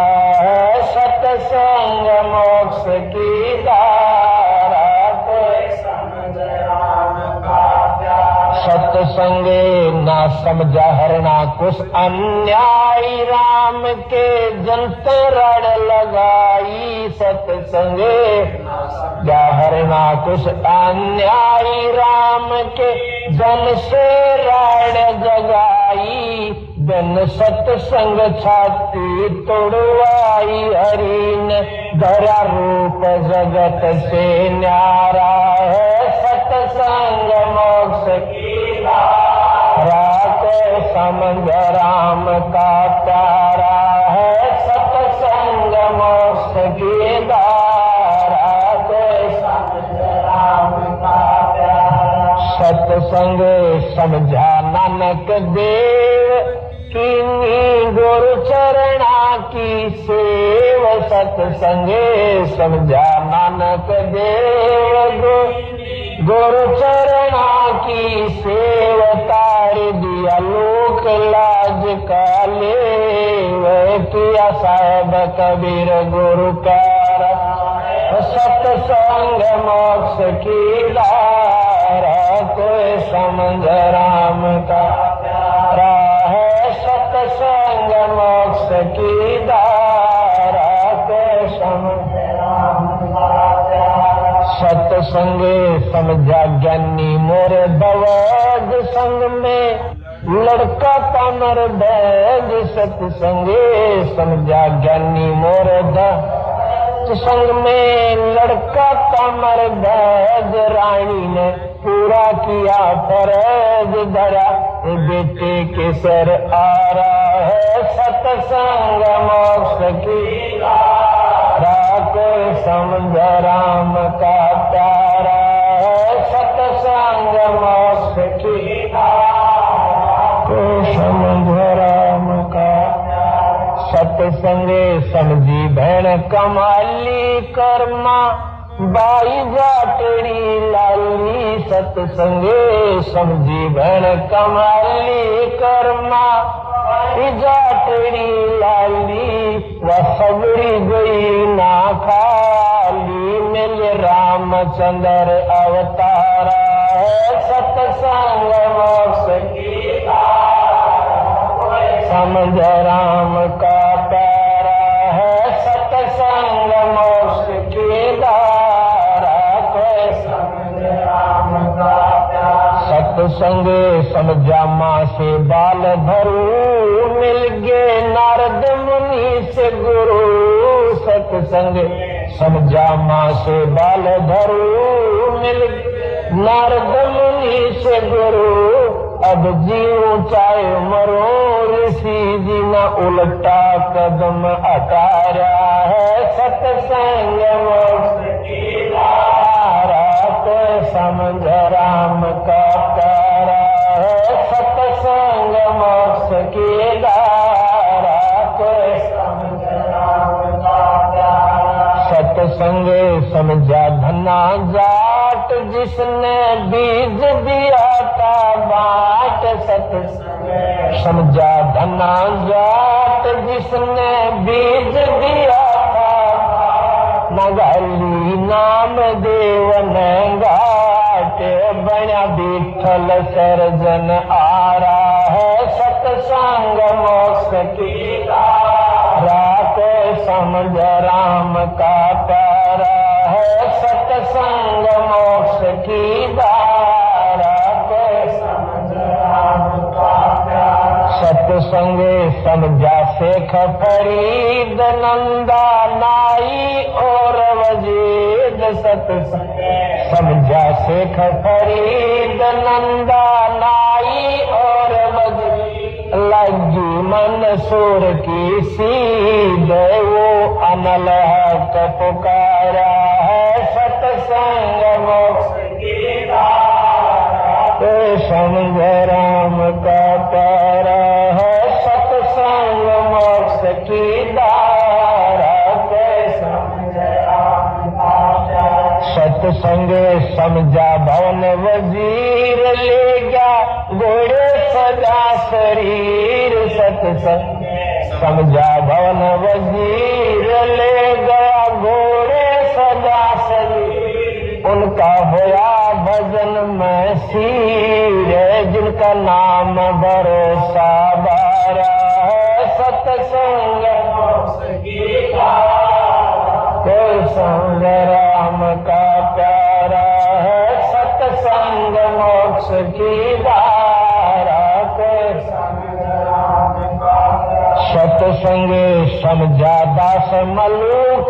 रही ना, धर्म दास में चोक, सत्संग समझा दास मलूक रही ना, धर्म दास में चोक, अरा कर दिया जीवा दत्ता का रूख, किया सत भक्ति उजियारा है, सत्संग मोक्ष की धारा, कोई समझ राम का प्यारा है, सत्संग मोक्ष की धारा, कोई समझ राम का प्यारा। सत्संग समझा दादू खा खास गीसा संत से जीता दास सत समझा दादू खास गीसा संत से जीता दास करी गरीब दास की ख्यास मिल आप कबीर करता रहे सत्संग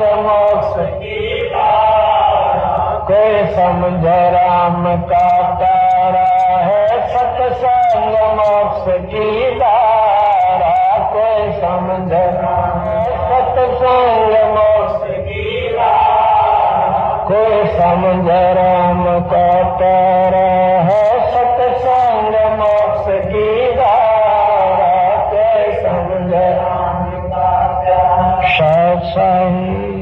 बंदी छोड़ सतगुरु रामपाल जी भगवान की जय हो।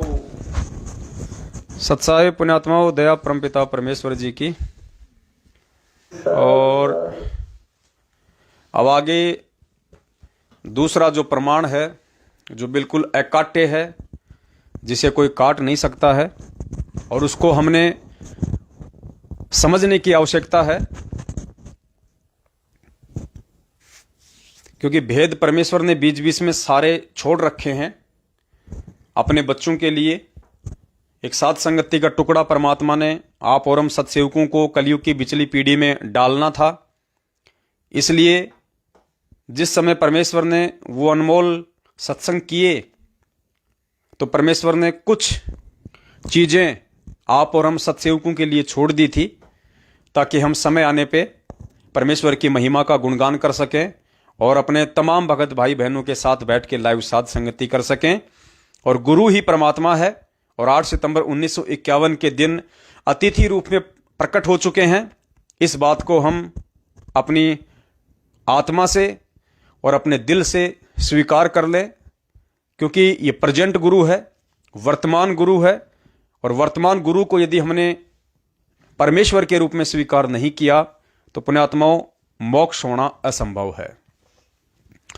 तो अब बात करते हैं हम दूसरे सबूत के ऊपर, जो कि बेहद अकाट्य है। आपने बड़ी ही बारीकी से इसको समझना है, बहुत ही बारीकी से, क्योंकि ये बहुत ही महीन है, बहुत ही सूक्ष्म है। और जिसके समझ में आ जाएगा उसको पता चल जाएगा कि 13वें पंथ का वास्तविक संचालक कौन है। 13वें कबीर पंथ का वास्तविक संचालक कौन है। सबसे पहले तो आप ये सुन लीजिए परमेश्वर के मुख कमल से कि 13वां जो पंथ होगा, उस 13वें पंथ को चलाने वाला कौन होगा। अगर आप संत रामपाल जी भगवान को और कबीर जी को दो रूप में देख रहे हैं, तो आप इस वीडियो को ध्यान से सुनिएगा, छोटे से सत्संग को, जिसमें परमात्मा कह रहे हैं कि 1997 में कलयुग के बीत जाने पे मेरा 13वां पंथ चलेगा। 1997 में ध्यान रखना, 13वां पंथ ध्यान रखना। और 13वें पंथ को कौन चलाएगा, तो गुरुदेव कह रहे हैं कि साहेब कबीर आए निज घर सू और फगवा दीन्यो नाम, यानी 13वें कबीर पंथ को चलाने वाला खुद कबीर परमात्मा होगा। तो इस छोटे से सत्संग में 3 चीजों को ध्यान रखना। 1997 कबीर परमात्मा और 13वां पंथ, फिर आपके कंसेप्ट क्लियर में आ जाएगा।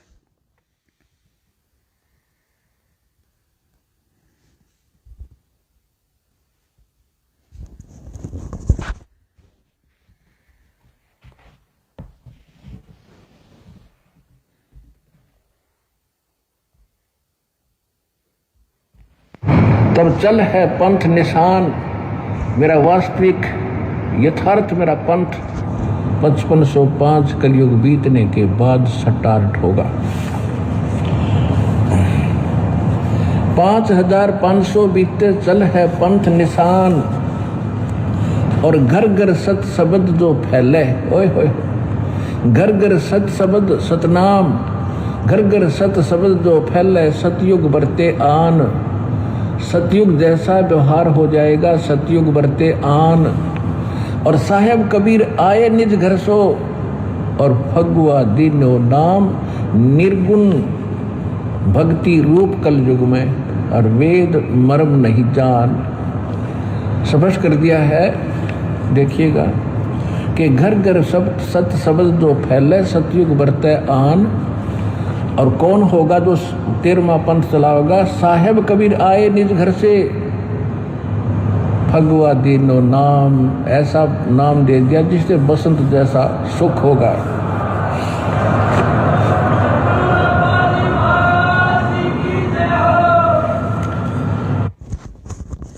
तो पुण्यात्माओं, वीडियो आपने सुना परमात्मा का।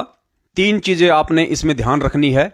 पहला ये कि 13वां पंथ कब चलेगा? 1997 में बीत जाने पे, 1997 में पूरे होने पे, यानी जो वाणी है कि 5000 और 500 जब कलयुग बीत जाए, महापुरुष फरमान तब जग तारन को आए। तो 1997 में कलयुग के 5500 वर्ष पूरे हो जाते हैं। तो 13वां पंथ कब चलना है? 1997 में बीत जाने के बाद, नंबर 1। नंबर 2, कौन चलाएगा? तो गुरुदेव ने कह दिया कि कौन चलाएगा पंथ? साहेब कबीर आए निज घर से। खुद वो कबीर परमात्मा ही अपने निज घर से आएगा, सतलोक से आएगा और 13वें पंथ का संचालक होगा। ये 2 चीजें आप जी ध्यान रखना। अब एक सत्संग जो आपने पहले सुना था 12वें पंथ के विषय में, थोड़ा एक बार दोबारा सुन लीजिए, जिसमें परमात्मा, सिर्फ आपने इतना ध्यान रखना है, जिसमें परमात्मा कह रहे हैं कि 12वें पंथ हम ही चल आवें। तो उस 12वें पंथ में मैं आऊंगा स्वयं, और फिर सभी पंथों को खत्म करके एक पंथ बनाऊंगा, और सारी सृष्टि मेरा ही नाम लेगी। तेरे 42 वंश क्या सारी सृष्टि न पार करूंगा धर्मदास, इन 42 की चिंता छोड़ तू। तो सुना आपने। इस सत्संग में पूज्य गुरुदेव जी हमें कबीर सागर से दिखा रहे हैं, कोई अपनी तरफ से लिखा हुआ नहीं बता रहे। कह रहे हैं कि 12वें पंथ हम ही चल आवें और सब पंथों को मिटा के एक पंथ चलावें। तो कबीर परमात्मा ने कौन से पंथ में आना था? 12वें पंथ में, क्योंकि परमात्मा कहते हैं संत वचन पलटे नहीं, पलट जाए ब्रह्मांड। तो उस कबीर परमात्मा ने 13वां पंथ चलाने के लिए कौन से पंथ में आना था? 12वें पंथ में। और 12वें पंथ में आके फिर उन्होंने 12वें पंथ को समाप्त करके फिर 13वां पंथ चलाना है। और 13वें पंथ का संचालक कौन होगा? खुद कबीर परमात्मा। और 13वां पंथ कब स्टार्ट होगा? 1997 के बाद से। अपने आत्माओं, इसमें जो सूक्ष्म पॉइंट है वो क्या है, वो आपके समझ में आएगा। 12वें पंथ का संचालक कौन था? 12वां पंथ किसने चलाया? आदरणीय गरीबदास जी महाराज जी ने।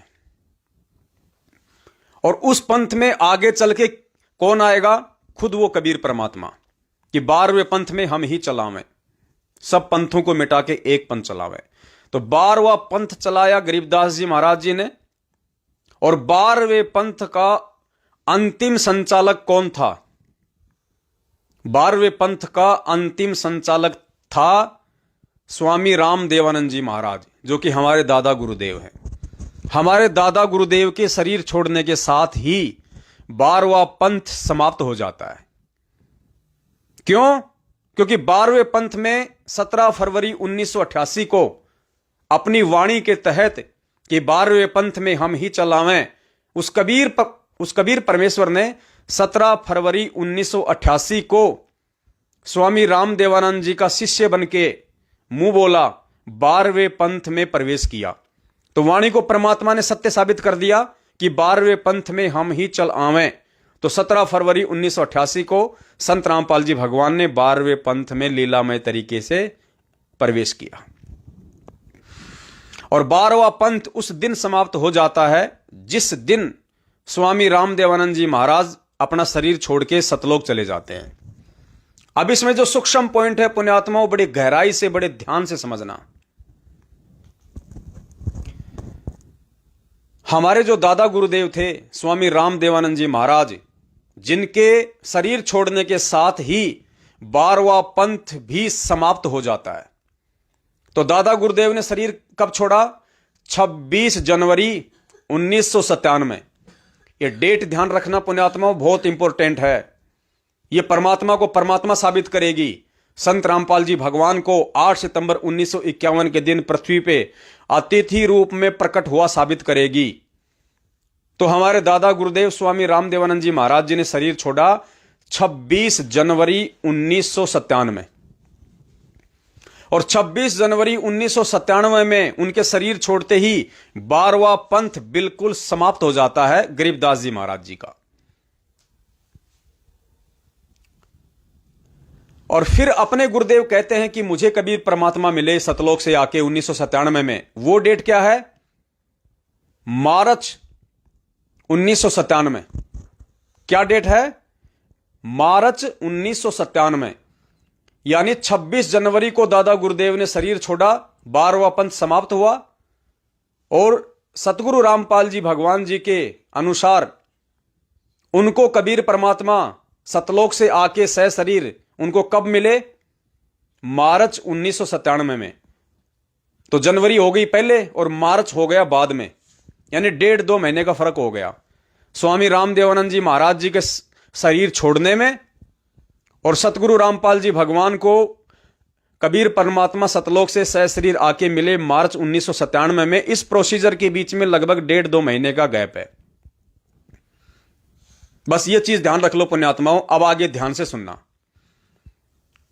अब 13वां पंथ कौन चलाएगा? अभी जो सत्संग सुना आपने कि साहेब कबीर आए निज घर सो भगवा दीन्यो नाम, यानी 13वां पंथ कौन चलाएगा? 13वें पंथ का संचालक कौन होगा? कबीर परमात्मा। खुद गुरुदेव ने सत्संग में बताया कि 13वें पंथ का संचालक खुद वो कबीर परमात्मा होगा जो अपने सतलोक से आएगा। अब पुण्यात्मा विचार करने वाली बात यह है, यदि 13वें पंथ का संचालक स्वयं कबीर परमात्मा होगा और यदि वे संत रामपाल जी महाराज जी को मार्च 1997 में आके मिले हैं, तो पुण्यात्माओं फिर ये वाणी फैल हो जाएगी कि 12वें पंथ में हम ही चल आवें। कबीर परमात्मा एक तरफ तो कह रहे हैं कि 13वां पंथ मैं चलाऊंगा और गुरुदेव कह रहे हैं कि मुझे वो कबीर परमात्मा मार्च में दिन के 10 बजे सतलोक से आके मिले, और दूसरी तरफ वाणी कह रही है कि 12वें पंथ में हम ही चलावें। खुद कबीर परमात्मा कह रहा है कि 12वें पंथ में मैं खुद चल के आऊंगा। तो 12वां पंथ तो जनवरी 26 जनवरी 1997 में कोई समाप्त हो जाता है, जबकि कबीर परमात्मा आए हैं मार्च 1997 में। तो 12वें पंथ में कहां आए कबीर परमात्मा? क्योंकि 12वां पंथ तो दादा गुरुदेव के शरीर छोड़ने के साथ ही समाप्त हो गया। और गुरुजी कह रहे हैं कि मुझे कबीर परमात्मा मिले मार्च 1997 में, तो वो तो 12वें पंथ समाप्त होने के 2 महीने बाद में आए। तो फिर 12वें पंथ में कौन आया? पुण्यात्माओं यही भेद है, यही सूक्ष्म है। खुद संत रामपाल जी भगवान 17 फरवरी 1988 को अपनी वाणी के अनुसार कि 12वें पंथ में हम ही चलावें, सब पंथों को मिटा के एक पंथ चलावें। 12वें पंथ में कौन आया? मार्च 1997 में संत रामपाल जी महाराज जी को मिलने वाला वो कबीर परमात्मा आया, या फिर 12वें पंथ में 17 फरवरी 1988 को संत रामपाल जी महाराज जी आए? अगर 13वें कबीर पंथ को चलाने वाला वो कबीर परमेश्वर होगा तो उसके विषय में स्पष्ट है कि वो 12वें पंथ में ही आएगा। तो 12वें पंथ में कौन आया? दाढ़ी मूछ वाला आया जो मार्च 1997 में संत रामपाल जी महाराज जी को मिला, या फिर 12वें पंथ में 17 फरवरी 1988 को स्वामी रामदेवानंद जी महाराज जी से लीलामय रूप में दीक्षा लेके संत रामपाल जी महाराज आए। अगर आप दाढ़ी मूछ वाले को मानते हो कि वे कबीर परमात्मा हैं और 13वें पंथ के संचालक हैं और वाणी के अनुसार उनको 12वें पंथ में आना था, तो वो 12वें पंथ में नहीं आए।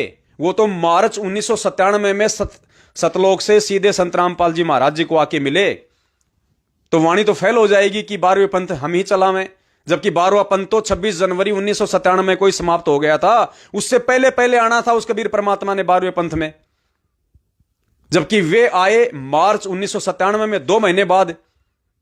तो पुण्यात्मा ये भेद है कि 12वें पंथ में फिर कौन आया? 12वें पंथ में हम ही चलावें। तो 12वें पंथ में दाढ़ी मूछ वाला नहीं, 1997 वाला नहीं आया। 12वें पंथ में 8 सितंबर 1951 के दिन धरती पे अतिथि रूप में प्रकट होकर और 8 सितंबर 1951 से 17 फरवरी 1988 को एक आम व्यक्ति की लीला करने वाले और 17 फरवरी 1988 से फिर 12वें पंथ में प्रवेश करने वाले संत रामपाल जी भगवान आए। तो ये भेद है पुण्यात्माओं, बहुत महीन, बहुत सूक्ष्म परमेश्वर ने दया बख्शी, जो समझ में आया और आप सभी भाई बहनों तक दास शेयर कर रहा है। इससे जानने में आसानी होगी, हमें भगवान को पहचानने में आसानी होगी कि वास्तव में धरती पे पूर्ण पुरुष, पूर्ण परमात्मा के रूप में कौन प्रकट है। पुण्यात्माओं, वर्तमान में संत रामपाल जी महाराज जी के मुट्ठी भर शिष्य हैं और मुट्ठी भर में से भी एक माचिस की डिब्बी जितने ही सत्सेवक हैं, बाकी देखा देखी में चल रहे हैं, भेड़ चाल में चल रहे हैं। ये जो सत्संग हो रहे हैं, ये जो साध संगतियां हो रही हैं, ये जो भगवान आया हुआ है, ये पूरी दुनिया के लिए नहीं आया हुआ। परमेश्वर कहते हैं, गोता मारूं सुर्ग में, जा बैठूं पाताल, और गरीब दास ढूंढता फिरूं अपने हीरे मोती लाल। परमेश्वर इस अरबों खरबों की जनसंख्या में से अपने चंद बच्चों के लिए आते हैं, अपने सत्सेवक बच्चों के लिए आते हैं, जो उनके बच्चे उनके सत्संगों का निष्कर्ष निकाल के, सार निकाल के उन्हें पहचान लेता है, उनकी पहचान कर लेता है। उनके लिए परमात्मा यहां आता है। वो हीरे मोती लाल इस अरबों खरबों की जनसंख्या में से आप और हम सत्सेवक हैं, जो परमेश्वर को पहचान रहे हैं, उनके सत्संगों का सार निकाल के, निष्कर्ष निकाल के कि 12वें पंथ में कौन आया। दाढ़ी मूछ वाला आया 1997 में, या फिर 17 फरवरी 1988 को 12वें पंथ में सतगुरु रामपाल जी भगवान ने प्रवेश किया। तो पुण्यात्माओं, दया सतगुरुदेव जी की, जिन्होंने पहले ही बोल दिया कि जब तक आप अपने वर्तमान गुरु को, प्रेजेंट गुरु को भगवान के रूप में स्वीकार नहीं करोगे, कलयुग की बिचली पीढ़ी में आपका मोक्ष नहीं हो सकता। और सतगुरु रामपाल जी भगवान को भगवान के रूप में स्वीकार करने के लिए उन्होंने ये रहस्य छोड़े हैं अपने सत्संगों में, वरना आज उनके भगत भी विश्वास नहीं कर पाते कि संत रामपाल जी महाराज ही पूर्ण परमात्मा है। तो पुण्यात्माओं, बहुत बड़ी मेहर है ये आप और हम सभी बिचली पीढ़ी के प्राणियों पे, और उनमें से उनके ऊपर विशेष मेहर है जो साध संगतियों से जुड़े हुए हैं, जो ज्ञान को आधार बना के परमात्मा को परमात्मा मान के भक्ति पे लगे हुए हैं। आप और हमारे मोक्ष में 0% भी संशय नहीं है, यदि हम आजीवन इसी प्रकार अपने हृदय में अपने गुरु भगवान को बैठा के और अपने वर्तमान गुरु को, प्रेजेंट गुरु को परमेश्वर मान के यदि मर्यादा में रह के भक्ति करते रहे, तो हमने इसी प्रकार से भक्ति मार्ग पे आगे बढ़ते रहना है। अपने गुरुदेव भगवान को हमने, जैसी हमारी श्रद्धा है, आस्था है, जैसी आर्थिक स्थिति है, उस आधार से हमने उनको भोग लगाना है।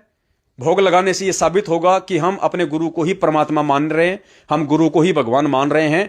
दाढ़ी मूछ वाली फोटो का, जिसको लोग अनजाने में कबीर जी की फोटो मानते हैं, वो परमेश्वर की फोटो नहीं है, वो फोटो भगवान नहीं है। फिर तो मूर्ति पूजना, फोटो पूजना दोनों एक हो गई, और मूर्ति पूजा का परमेश्वर ने खुद खंडन किया है। तो हमने जून के महीने में कबीर जी का प्रगट दिवस नहीं, बल्कि वर्तमान में जो जिंदा कबीर 8 सितंबर 1951 से अतिथि रूप में धरती पे प्रकट है, आप और हमारे पूज्य गुरुदेव भगवान के रूप में प्रकट है, हमने उनका प्रगट दिवस मनाना है 8 सितंबर के दिन। तो कुछ छोटी छोटी बातें थी जो आप जी तक साथ संगति के माध्यम से शेयर करनी थी, और यह साथ संगति का लास्ट पार्ट है। अभी हम जाते जाते परमपिता परमेश्वर जी का एक भजन गाएंगे, एक शब्द उच्चारित करेंगे, उसके बाद फिर हम लाइव को समाप्त करेंगे।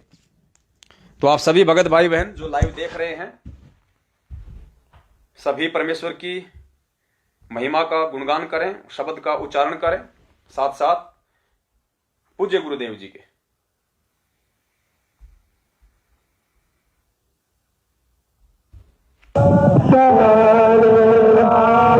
साहेब थारी सेवा पे कुर्बान, गुरु जी धनाने वाले, साहेब थारी सेवा पे कुर्बान, गुरु जी धनाने वाले। यो संसार फूस का पूरा, यो संसार फूस का पूरा, तपत लागते उठे डंडूरा, तपत लागते उठे डंडूरा। हो तारे कुछ ना आवे हाथ, गुरु जी धनाने वाले, साहेब तारे कुछ ना आवे हाथ, गुरु जी धनाने वाले। हम तारी भगती पे कुर्बान, गुरु जी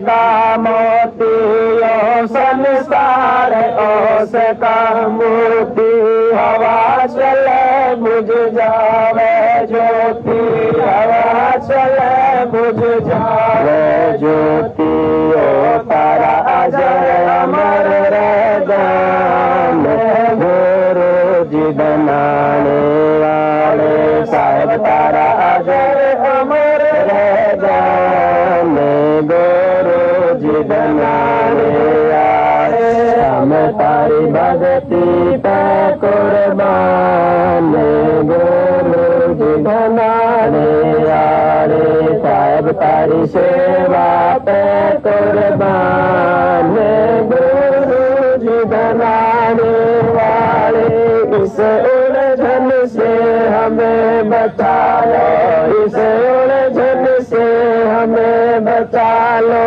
अपने चरणा बीच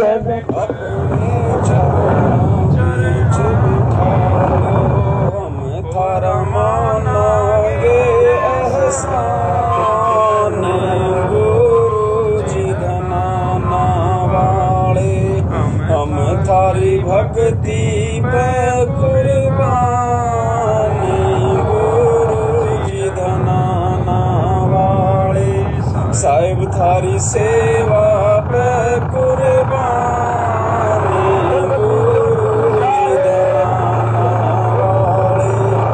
साध संगत करो सतगुरु सेवा साध संगत करो सतगुरु सेवा भव सागर से सतगुरु खेवा भव सागर से सतगुरु खेवा हम थारा रटते रवांगे नाम गुरु जी धनाना वाले हम थारी भक्ति पे कुर्बान गुरु जी धनाना वाले साहिब थारी सेवा पे कुर्बान गुरु जी धनाना वाले हम थारी भक्ति पे कुर्बान गुरु जी धनाना वाले सत साहेब बंदी छोड़ सतगुरु रामपाल जी भगवान की जय हो साहेब। पुण्यात्मा दया परमपिता परमेश्वर जी की जिनके आशीर्वाद से आप और हम सभी भगत भाई बहन सोशल मीडिया के माध्यम से लाइव जुड़े रहे और हमें मौका दिया सतगुरुदेव जी ने अपनी महिमा का गुणगान करवाने के लिए। ये आप और हमारा सौभाग्य। और दास की तो यही विनती है पुण्यात्माओं, ये समय बेहद जोर का है, ये समय बेहद काल प्रेरणा का है। जो जो समय आगे बढ़ता जाएगा पृथ्वी पे तीनों गुणों का जो प्रभाव है वो तेज होता चला जाएगा, रजोगुण सतोगुण और तमोगुण। बचाव का एकमात्र तरीका एकमात्र साधन केवल इस कबीर परमेश्वर की भक्ति है, सतगुरु रामपाल जी भगवान की शरण है।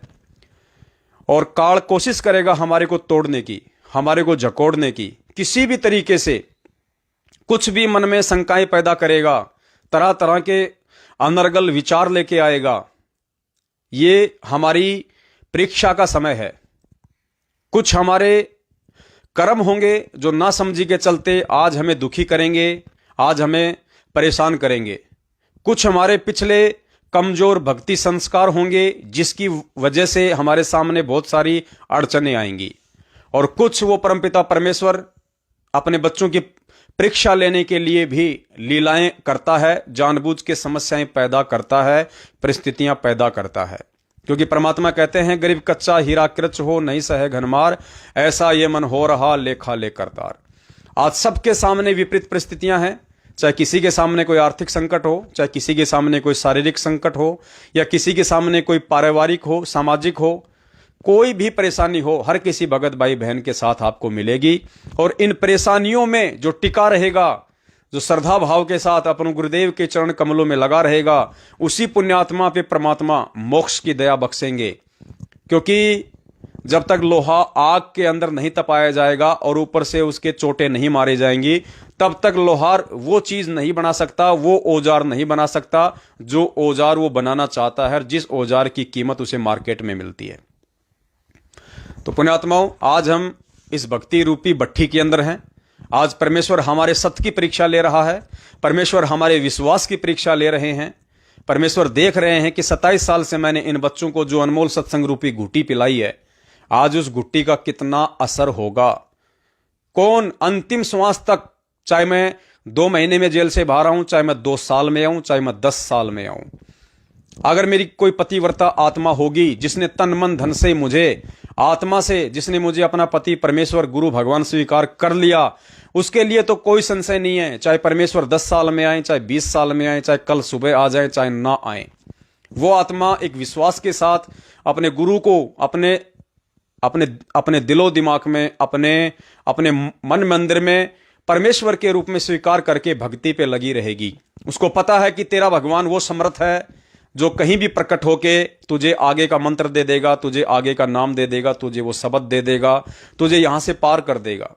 जरूरी नहीं कि परमेश्वर बाहर आके ही हमें पार करेंगे, वो समर्थ परमेश्वर है, बाहर उन्हें आना ही है। लेकिन दास एक बात बता रहा है कि वो समर्थ परमात्मा इतना समर्थ है, जब उसने सतलोक में बैठे बैठे 21 ब्रह्मांडों को एक विमान की तरह यहां भेज दिया 16 संकोश दूर, तो वो परमात्मा हिसार जेल में बैठा बैठा अनंत आत्माओं को सतलोक भेज सकता है। समय आने पे परमेश्वर बाहर भी आएंगे, लेकिन उस समय तक ये आप और हमारे ज्ञान और विश्वास और धैर्य की जबरदस्त परीक्षा होगी। और इस परीक्षा को केवल वही पुण्य आत्माएं फाइट कर पाएंगी, वही भगत आत्माएं इस परीक्षा में उत्तीर्ण हो पाएंगी, जो पुण्य आत्माएं अंतिम समय तक अपने गुरु के ऊपर दृढ़ विश्वास कायम रखेंगी। और इस वर्तमान जोर के समय में अपने गुरु के ऊपर दृढ़ विश्वास, श्रद्धा और समर्पण बिना साध संगति के पुण्यात्माओं बिल्कुल भी संभव नहीं है।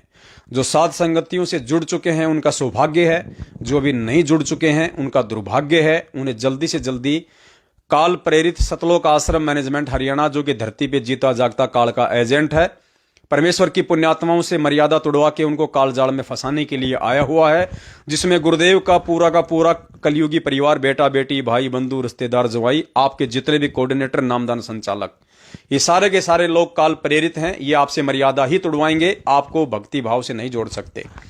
जितना जल्दी हो सके इनसे अपना संपर्क तोड़ो और साध संगतियों से संपर्क जोड़ो। आगामी साध संगति दिनांक 27 को घाटकोपर मुंबई में है, बंबई के घाटकोपर में है आगामी साध संगति। भगत गणेश दास जी हैं और बहन मेघा दासी हैं, बहन करुणा दासी हैं। एक भगत जी का नाम थोड़ा सा अटपटा है, मेरी समझ में नहीं आ रहा, उसके लिए मैं माफी चाहता हूं। उसके बाद में 4 और 5 दिसंबर को राजस्थान के जोधपुर में भोपालगढ़ तहसील में गांव बागोरिया, जाखड़ों की निचली ढाणी, वहां पे भगत सुजाराम दास, भगत शायद गिरधारी दास जी हैं, उनके वहां पे परमपिता परमेश्वर साध संगति के दया बख्शने जा रहे हैं। आप जी ज्यादा से ज्यादा संख्या में इन दोनों जगहों पर पहुंचने का प्रयास करें, अपने 5 यज्ञ संपूर्ण करें और साध संगति की खीर खा के अपनी आत्मा को दृढ़ बनाएं, गुरुदेव पे विश्वास बनाए रखें। इसी के साथ दास अपने शब्दों को विराम देता है। अगली बार जब भी आएंगे दिन में आपको सूचित कर दिया जाएगा। तब तक के लिए सत साहिब बंदी छोड़ सतगुरु रामपाल जी भगवान की जय हो। सत साहिब।